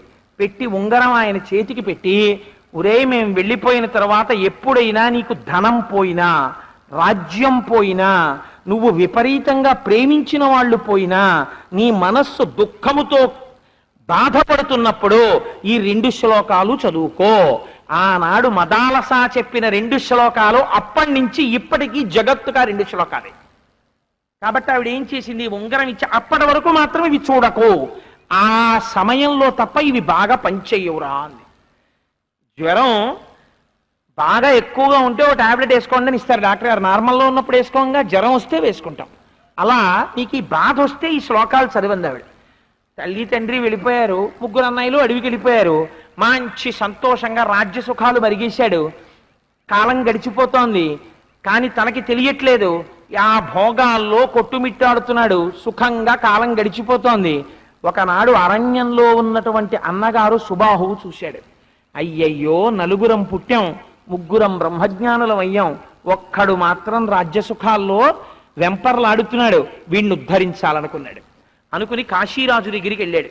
ఏమండి, మా నాన్నగారి రాజ్యంలో భాగం నాకు రావాలి, కానీ మాకు ఇవ్వకుండా మా తమ్ముడు అలర్కుడు ఒక్కడే అనుభవిస్తున్నాడు, నేను అడిగితే రాజ్యం ఇవ్వనంటున్నాడు, అందుకని మీరు కూడా నాకు సాయం చేస్తే అలర్కుడి మీద దండయాత్ర చేసి రాజ్యం పొందుతాను, సాయం చేయమన్నాడు. కాశీరాజు సైన్యాన్ని తీసుకుని అలర్కుడి మీదకి యుద్ధానికి వచ్చాడు. తనవారని ఎవరిని నమ్మాడో వాళ్ళందరూ కాశీరాజుతో కలిసిపోయారు. కలిసిపోవడంతో కోట చుట్టూ ముట్టడించేశారు. ఏ క్షణంలోనైనా తనను సింహాసనం నుంచి భ్రష్టుణ్ణి చేసి కారాగారంలో పెడతారు. చాలా శోకం కలిగింది. నిన్నటి వరకు ఈ స్థితిలో ఉన్నాను, ఇవాళ ఇలా అయిపోయాను అని బాధ కలిగింది. ఈ బాధలో జ్ఞాపకానికి వచ్చింది, రాజ్యం పోయినా ధనం పోయినా నీవారు పోయినా ఈ శ్లోకాలు చదువు. వెంటనే ఉంగరంలో ఉన్న రాయి తీసి తల్లి మదాలస ఇచ్చిన పద్యాలు చూసుకున్నాడు. ఒరే నాన్న, ప్రపంచంలో పాడు చేసేది ఏదో తెలుసా? సంగమే. అందరూ నావాళ్ళు నావాళ్ళు నావాళ్ళు అనుకుని అందరితో వాళ్ళు లేకపోతే నేను ఉండలేను, వాళ్ళు లేకపోతే నేను ఉండలేనని ఒక వెర్రి వ్యామోహం పెంచుకోవడం. అన్నీ వెళ్ళిపోయే వస్తువులే, ఏ వస్తువుని నువ్వు కౌగిలించుకుంటే ఆ వస్తువు ఉంటుంది, అన్ని పోతాయి. పోయే వస్తువులన్నీ కౌగిలించుకుని సంఘం పెట్టుకోకు, ఈ సంఘం ఈశ్వరుడి పాదాల మీద పెట్టు, బాగుపడిపోతావు. అందుకని సంఘమును పెట్టుకోవద్దు. కానీ ఒకవేళ నువ్వు సంఘమును విడిచిపెట్టలేకపోతే, నేను పట్టుకోకుండా ఉండలేననుకుంటే సత్పురుషుల పాదాలు పట్టుకో, ఇది నిన్ను రక్షిస్తుందా సంఘం. 2, కామమును పెంచుకోకు, కోరికలు ప్రయత్నపూర్వకంగా, ఎందుకు దిక్కుమాల కోరిక అని అడుగు. అలా కాకుండా మనసులో పుట్టిన ప్రతి కోరిక తీర్చే ప్రయత్నం నువ్వు చేస్తే అగ్నిహోత్రంలో నెయ్యి పోసి చల్లారుద్దాం అనుకున్నట్టు. నెయ్యి పోస్తే అగ్నిహోత్రం చల్లారుతుందా? ఇంకా పైకి లేస్తుంది. కోరిక తీరిస్తే ఇంకో కోరిక పుడుతుంది. అందుకని నువ్వు కోరికలకు వశుడవు కాకు. నీకు ఒకవేళ ఎలా అయినా కోరికలు పుట్టేస్తున్నాయి అనుకుంటే నీ కోరికని మార్చు. ఎటు మారుస్తావు? నేను మోక్షం పొందాలి అని కోరిక పెట్టుకో. సంఘం పెట్టుకోవలసి వస్తే సత్పురుషులతో పెట్టుకో. సంఘాన్ని సత్పురుషుల వైపు, కామాన్ని మోక్షం వైపు తిప్పేయి. ఈ 2 ఇలా తిప్పడం కానీ నీకు వచ్చేసిందా, అంతే, నువ్వు ధన్యుడవైపోతావు. ఇదే రామాయణంలో ప్రతిపాదన. ఎక్కడొచ్చిందో తెలుసా అండి? రామాయణంలో దశరథ మహారాజు గారికి 3 భార్యలు, 4 కొడుకులు. కౌసల్యాదేవికి ఒక్కడే కొడుకు రామచంద్రమూర్తి, సుమిత్రాదేవికి 2 కుమారులు, ఒకడు లక్ష్మణుడు, ఒకడు శత్రుఘ్నుడు, కైకమ్మకి ఒక్కడే కొడుకు భరతుడు. 3 ఇంట్లోనూ కూడా ఉయ్యాలలు ఉండేవి. సుమిత్రాదేవి ఇంట్లో 2 ఉయ్యాలలు ఉండేవి, 2 కొడుకులు కదా మరి, అందుకని. కానీ ఒక కొడుకు ఉన్న కౌసల్య అంతఃపురంలో ఎప్పుడు హడావిడే, ఒక కొడుకున్న భరతుడి అంతఃపురంలో ఎప్పుడు హడావిడే. 2 కొడుకులున్నటువంటి సుమిత్రాదేవి అంతఃపురంలో ఎప్పుడు నిశ్శబ్దమే. ఎందుచేత అంటే లక్ష్మణుణ్ణి ఆ లక్ష్మణుణ్ణి శత్రుఘ్నుణ్ణి పక్క పక్కన పడుకోపెడితే 2 ఓరు ఓరు ఓరు ఓరు ఓరు అని ఏడుస్తుండేవారు. ఏమిట్రా ఈ పిల్లలు ఇంత ఏడుస్తున్నారని చెప్పి సుమిత్రాదేవి ఆ లక్ష్మణుణ్ణి సంకన వేసుకుని తీసుకెళ్లి, అక్క ఏమిటి పిల్లాడు ఇంత ఏడుస్తున్నాడని చెప్పి ఆ పిల్లాడిని తీసుకెళ్లి రాముడి పక్కన పడుకోబెడితే ఇద్దరు ఒకళ్ళ ముఖాళ్ళ కళ్ళు చూసుకుంటూ నవ్వుకుంటూ హాయిగా పడుకునేవారు ఉయ్యాల్లో.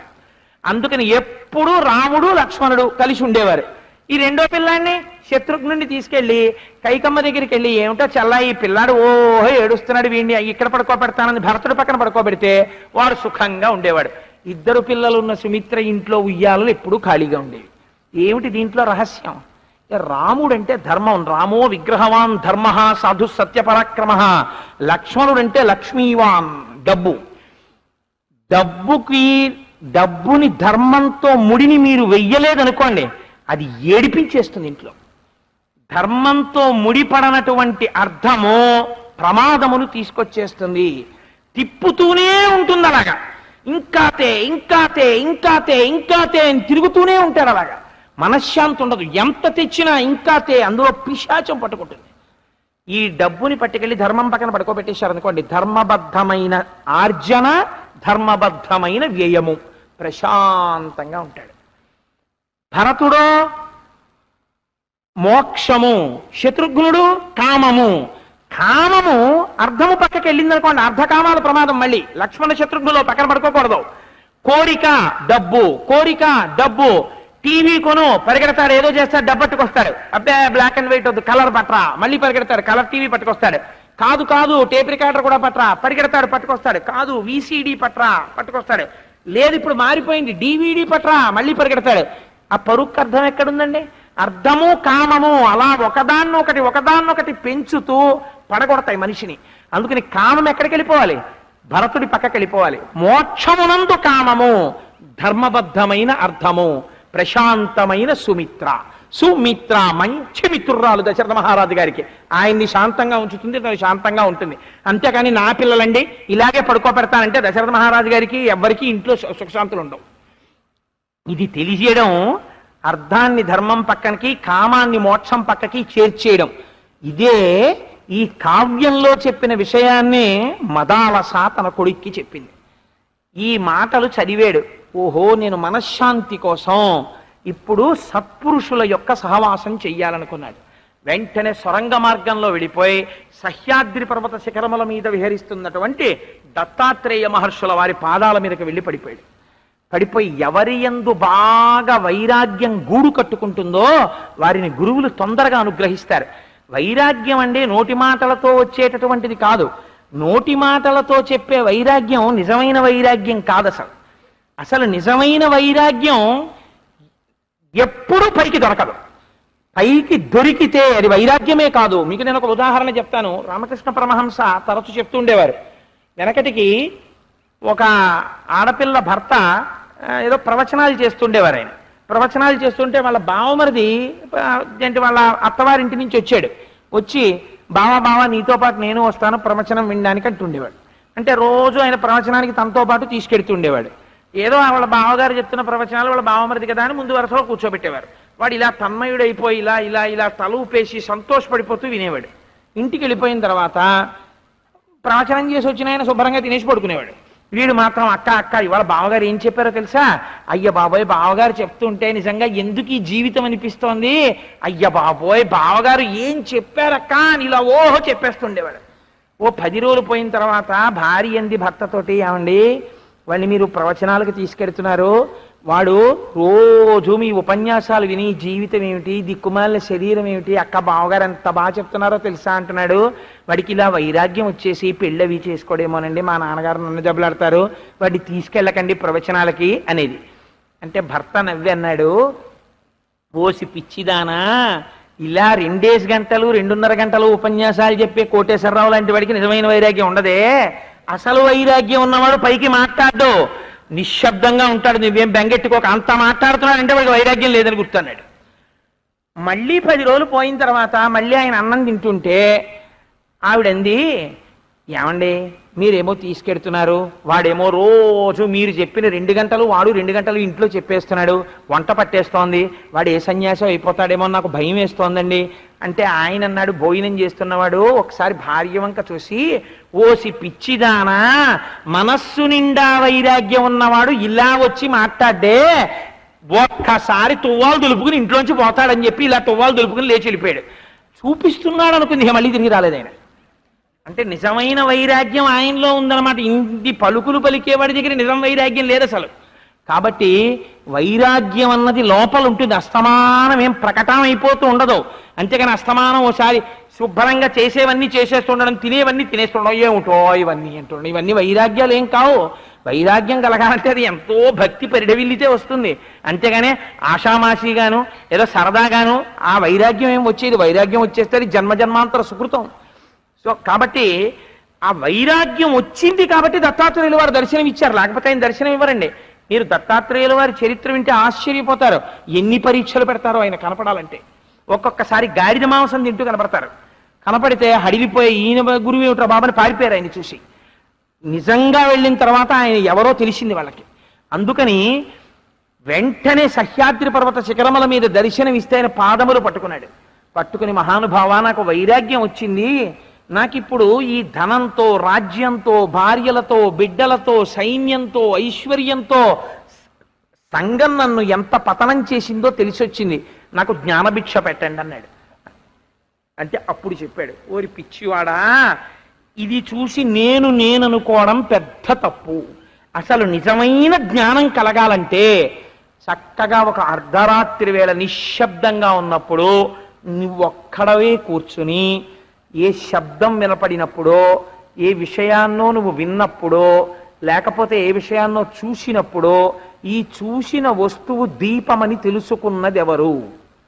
ఈ శబ్దము వినపడినప్పుడు ఇది శబ్దమని తెలుసుకుంటున్నది ఎవరు? కంట్లో నలుసుపడి కన్ను మూసుకుంటే కంట్లో నలుసు పడడం వల్ల కన్ను చూడలేకపోతోందని తెలుసుకున్నది ఎవరు? నడుస్తున్నప్పుడు కాలులో చిన్న రాయి దిగితే కాలిలో రాయి దిగిందని తెలుసుకున్నవారెవరు? ఆ తెలుసుకున్నవారెవరో వారు లోపలున్నాడు, వాడు నువ్వు. వాడు అంగములు కాడు, వాడు అంగి, వాడు ధరించి లోపలున్నాడు. వాణ్ణి వదిలిపెట్టి పై శరీరాన్ని చూసి అది నువ్వు అనుకుంటున్నావు, అదే పొరపాటు. అది దొరకాలంటే ఏం చేస్తావో తెలుసా? ఇన్నాళ్ల నుంచి నువ్వు ఒక చెట్టు పెంచావు, అహంకారం అనేటటువంటి విత్తనాన్ని పాటావు, తప్పు నేనును చూపించి నేనన్నావు, ఈ శరీరాన్ని చూపించి. ఈ అహంకారములోంచి మమకారం అనేటటువంటి మొదలు పుట్టింది, నాది నాది అని. దీనికి ఇళ్ళు, పొలాలు, స్థలాలు, నగలు అనబడేటటువంటి కొమ్మలు పెరిగాయి.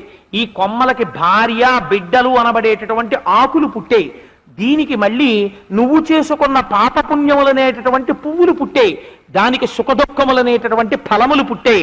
ఈ పళ్ళని నువ్వు కోసుకు తింటున్నావు.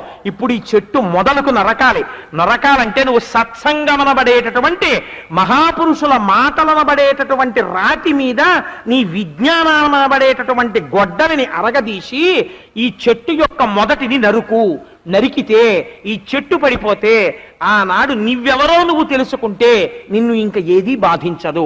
లోపల ఉన్నటువంటి నేను తెలుసుకున్న నాడు నువ్వు సమస్త బ్రహ్మాండములకు పట్టాభిషేకమును పొందినవాడివే. అది తెలియనంత కాలము నువ్వు బంధీకృతడవే, ఇలా తిరుగుతూనే ఉంటావు శరీరాల్లో. అప్పుడు చెప్పు, కాశీరాజులో నేననుకుంటున్న నేను, నీలో ఉన్న నేను, కుక్కలో ఉన్న నేను అన్నీ ఒక్కటే. ఆకలేసిన కుక్క అన్నం తిన్నప్పుడు జీర్ణం చేస్తున్న నేను లోపల ఉన్నది ఒకటే. ఒక పిచుక తిన్న పురుగుని జీర్ణం చేస్తున్న నేను ఒకటే. నువ్వు తిన్న అన్నాన్ని జీర్ణం చేస్తున్న నేను ఒకటే. ఇన్ని నేనులు ఒక్కటే, ఉన్నదా ఒక్కటే. అదొకటే బ్రహ్మము, మిగిలినవి బ్రహ్మము కావు. నయితి అని తీసేసేయి. చెప్తే ఆహాహా, మహాత్మా ఎంత గొప్ప విషయం చేసి చెప్పారు. ఇది తెలియకనే నిన్నాళ్ళ నుంచి భ్రాంతిలో తిరిగానని వెంటనే బయలుదేరి మహానుభావుడు కాశీరాజు దగ్గరికి నడిచొచ్చాడు. ఇదేమిటిది, యుద్ధం చేయవలసిన వాడివి నడిచొచ్చావన్నాడు. నాకిప్పుడు కాశీరాజా, నీకు నాకు శత్రుత్వం లేదు. యుద్ధం చెయ్యాలనుకుంటే వేరే శత్రువుని ఎవరినైనా వెతుక్కో, నా రాజ్యాన్ని సంతోషంగా స్వీకరించు. నేను ఎవరో తెలుసుకుని నేను సంతోషంగా బ్రహ్మానందాన్ని అనుభవిస్తానన్నాడు. వెంటనే కాశీరాజు అన్నాడు సుబాహువుని చూసి, నీ తమ్ముడు రాజ్యం ఇమ్మన్నావు కదా, నీ తమ్ముడు లొంగిపోయాడు, నువ్వు తీసుకో రాజ్యం అన్నాడు. సుబాహు అన్నాడు, నేను రాజ్యం కోసం రాలేదు, నా తమ్ముడికి బ్రహ్మజ్ఞానం రావాలని నీ సహాయం తీసుకుని వచ్చాను. ఈ సహాయం చేసినందుకు కృతజ్ఞుడను. నాకు అక్కర్లేదు ఆ రాజ్యం, కాశీరాజా మీకు కావాలంటే మీరు తీసుకోండి అన్నాడు. ఆయన అన్నాడు, మీరు మీరు చక్కగా బ్రహ్మజ్ఞానం పొందారు, మధ్యలో పాడైపోయినవాడి నేనా? నాకు మంచి మాటలు ఏమైనా చెప్పండి, నాకెందుకు ఆ రాజ్యం అన్నాడు.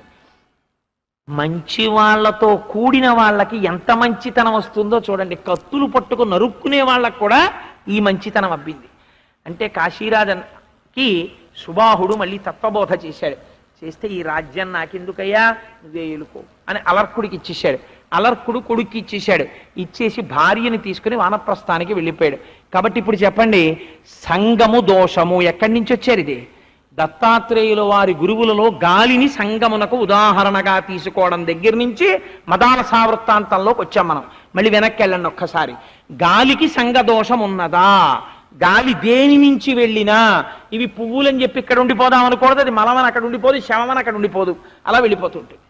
సంగదోషము లేకపోవడమే మనిషికి కావలసింది. అంటే మీరు నన్ను ప్రశ్న ఇచ్చు, ఏమండి మీరు సంసారంలో ఉన్నారు కదా, ఇది ఏదో చెప్పమన్నారు కదా సుబ్బారావు గారని చెలరేగిపోయి చెప్పేస్తున్నారు మీరు, మరి మీరు సంసారంలో లేరా? మేము సంసారంలో లేవా? నా భార్య నా బిడ్డలని మీరు అంటలేదా?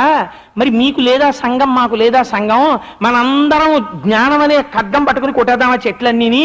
అంటే ఏం చెయ్యాలి మేమని మీరు ఈ కథ చెప్పారు మాకని అడగచ్చు. నేను ఒక మాట చెప్తాను వినండి.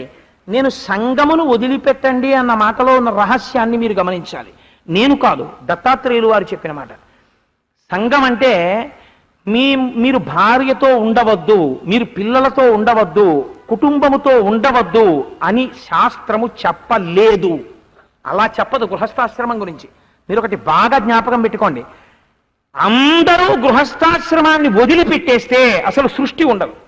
ఎందుకు ఉండదో తెలుసా అండి? గృహస్థే లేకపోతే అన్నం పెట్టేవాడు ఎక్కడికి దొరుకుతాడండి? భూతములకు. ఓ బల్లికి, ఓ కుక్కకి, ఓ పిల్లికి అన్నం పెట్టేవాడు ఎవడు? ఒక యతి పురుషుడికి భిక్ష పెట్టాలన్న గృహస్థు ఉండాలి. గృహస్థాశ్రమంలో ఉండకపోతే సృష్టి ఎలా నడుస్తుంది? కాబట్టి గృహస్థాశ్రమమునందు ఉండద్దని చెప్పలేదు, సంఘం వద్దని చెప్పారు. సంఘం వద్దంటే ఎలా ఉండాలో తెలుసా అండి? హాయిగా చెప్పచ్చు, నా ధర్మపత్ని అండి, మా అబ్బాయి అండి, కానీ మీరు ఏం చెప్పినా మీ మనస్సులో పొద్దుటి నుంచి సాయంకాలం వరకు ఒక్క భావన ఉండాలి. ప్రతి ఇంటికి ఈశాన్యంలో పూజామందిరం కట్టుకోండి అని చెప్తారు. నేనెవరినో తెలుసా అండి? అగో మా పెద్ద ఆయన సింహాసనం మీద కూర్చున్నాడు, ఆయన మా యోగక్షేమాలు చూస్తుంటాడండి, నేను వాళ్ళ అబ్బాయిని. మా ఆవిడెవరో తెలుసా అండి? భగవంతుడి దగ్గరికి వెళ్ళేటప్పటికి కొడుకు కోడలను ఉండదు, ఆయన కూతురు. నా బిడ్డలు ఎవరో తెలుసా అండి? ఆయన బిడ్డలు. ఈ ఇల్లు ఎవరిదో తెలుసా అండి? ఆయనది. నేను చెప్పే ఉపన్యాసం ఎవరితో తెలుసా అండి? ఆయన చెప్పిస్తున్నాడు. నేను ఉద్యోగం ఎలా చేస్తున్నానో తెలుసా అండి? ఆయన చేయిస్తున్నాడు. నేను ఎలా తింటానో తెలుసా? ఆయన తినిపిస్తాడు. నేను తిన్నది ఎవరు జీర్ణం చేస్తారో తెలుసా? ఆయన జీర్ణం చేస్తుంటాడు. నేను చూస్తున్నప్పుడు నా చూపుకి శక్తి ఎవరో తెలుసా? ఆయన వెనక నుండి చూపిస్తూ ఉంటాడు. నేను ఎలా వింటానో తెలుసా? ఆయన వెనక నుండి వినేటట్టు చేస్తూ ఉంటాడు.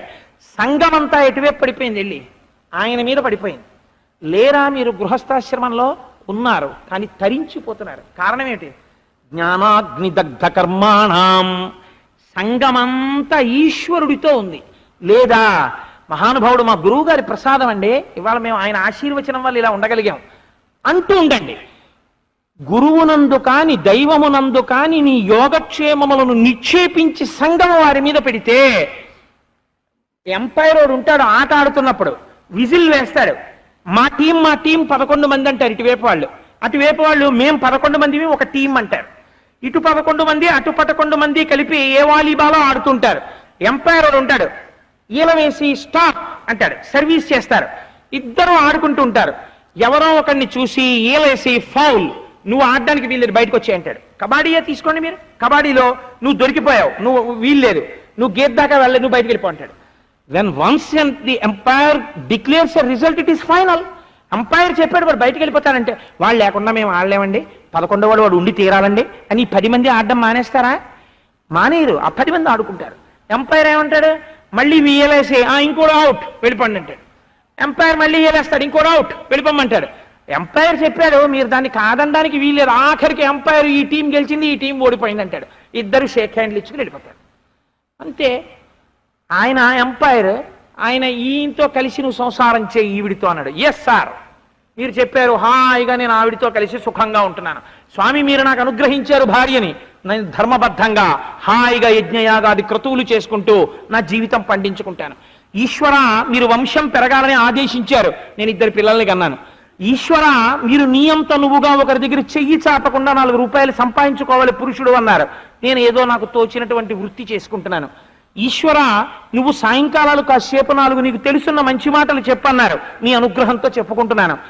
నువ్వు ఏది చేసినా కరచరణ కృతం వా కర్మ వాక్కాజం వా, శంకరులు అంటారు నేను ఏది మాట్లాడినా జపో జల్ప శిల్పం సకలమపి ముద్రా విరచన, ఏది చేసినా సంఘం ఎక్కడ ఈశ్వరుడితో. ఆఖరికి ఇంట్లో ఉన్నటువంటి వాళ్ళల్లో పెద్ద ఆయన తండ్రి గారు 93 ఏళ్ళు వచ్చేసిన తర్వాత పడిపోయాడు. ఓహో ఎంపైర్ ఈల వేసి ఒక అరలను తీసేశాడు.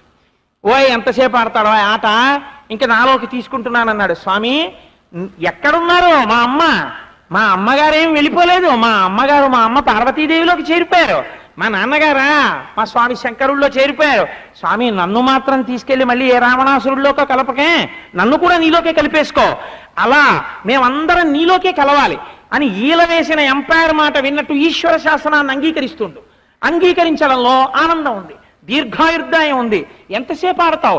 ఆడి ఆడి ఆడి ఆడి ఎంతో కొంతసేపు తర్వాత ఆట అయిపోవాలి తప్ప ఆట చాలా బాగుందని, వన్డే ఇంటర్నేషనల్ చాలా బాగుందండి అని చెప్పి 15 రోజులు ఆడకూడదు, ఒక్కరోజు ఆడాలంతే పొద్దున్నీ సాయంకాలం వరకు అంతే. ఆట అయిపోయింది.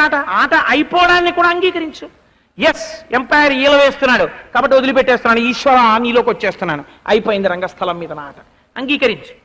ఇలా అంగీకరించి నీవు చేసినటువంటి పనులను నువ్వు పడిపోవడాన్ని కూడా కొక్కెం అక్కడ తగిలిస్తే నీవు సంగము లేని వాడవే అయ్యావు. ఎందుచేత వాయువు తాను కదులుతూ సంగము లేనట్టు నీవు నీ కృత్యములు నిర్వహిస్తూ నిస్సంగుడవే ఉన్నావు.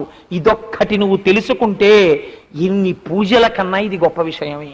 కాబట్టి నేను అలా నేర్చుకున్నాను అని దత్తాత్రేయుల వారు అంటున్నారు. దత్తాత్రేయుల వారు నేర్చుకున్నారని చెప్పడానికి కాదు, నువ్వు అలా ఉండడం నేర్చుకో. కాబట్టి హాయిగా ఉంటూ అన్ని ఈశ్వరుడితో సంగం పెట్టుకో. మంచి అయినా చెడైనా నీకు చెడు అనిపిస్తుంది, ఒక మాట అనగలగాలి, ఏమో ఈశ్వర ఏ జన్మలో ఏ పాపం చేశానో నిన్న వేరధర్ముడు అల్లా ఒరే చేసా పాపం కుష్ఠరోగం వస్తోంది రానాకన్నాడు. ఏమో ఏ జన్మలో ఏ పాపం చేశానో ఈశ్వర నాకు ఈ శిక్ష వేశావు, నేను ఔదల దాలుస్తున్నాను. మీరు ఏం చెప్పినా నేను చెయ్యవలసిందే, మీ భృత్యుణ్ణి, కానీ ఇంత బాధ తట్టుకోలేకపోతున్నాను, ఈ బాధ తట్టుకునే శక్తి కూడా మీరు ఇవ్వండి అని అడగాలి. అప్పుడు ఆయన చాలా కుపితుడైపోతాడు. అయ్య బాబోయ్ ఏమిటో ఇంత శిక్ష వేసినా వీడు ఇంకా తట్టుకునే శక్తి ఇమ్మంటాడు అని. ఇది ఆయన నుంచి విడివడకూడదు సంఘం, ఆయనతో సంఘం ఉండాలి, మిగిలిన అన్నిటితో సంఘము ఉన్నట్టు ఉండాలి, కానీ అన్నిటితో కలిపినటువంటి తాడు దానికేసి ఉండాలి. అలా ఉండలేదనుకోండి ప్రమాదం వస్తుంది. గొలుసులు గొలుసులు గొలుసులు గొలుసులు ఎన్ని గొలుసులైనా ఉండొచ్చు, ఇనప గొలుసు, కానీ మీరు ఊగుతున్నటువంటి ఉయ్యాలకి పైన ఉన్న కొక్కెం మాత్రం పైనుంచి వేలాడుతున్న ఇంకో కొక్కానికే ఇలా ఉండాలి. మిగిలిన గొలుసులన్నీ ఎంత బాగుండనివ్వండి, పైన పెట్టినటువంటి కొక్కెం ఇలా పైకి లేచిపోయింది అనుకోండి, లేచిపోయి ఈ కొక్కెం నుంచి ఇలా పైకి లేచిపోయింది అనుకోండి, ఇట్ రిజల్ట్స్ ఇన్ డిజాస్టర్. ఆ ఉయ్యాల పడిపోతుంది, ఊగుతున్న వాడి నడుము విరిగిపోతుంది. ఈ కొక్కెం ఇలా తగిలి ఉన్నంతకాలం ఈ గొలుసులు ఉండడం మనకాల ప్రయోజనం ఉంటుంది, మీరు హాయిగా ఊగచ్చు. మీ సంఘం ఈశ్వరుడితో ఉన్నంతకాలం మీకేం బెంగొండదు, సుఖంగా ఉండగలరు. మీరు చేసినటువంటి పాపపుణ్యములు మీ ఖాతాలో ఉండవు. మీకు తెలియక చేసిన పాపం అంటే పాపం చేసి నాకు ఉండదని అనని కాదు నా ఉద్దేశ్యం. కాబట్టి అటువంటి సంఘము నిస్సంగమే అని మహానుభావుడు దత్తాత్రేయ స్వామి వారు తాను గురువుని స్వీకరించినట్టుగా చెప్తూ ఇంత గొప్ప విషయాన్ని ప్రతిపాదన చేసి ఉన్నారు. శివ శివ కరుణాబ్ధే శ్రీ మహాదేవ శంభో. సర్వం శ్రీ ఉమామహేశ్వర పరబ్రహ్మార్పణమస్తు. స్వస్తి.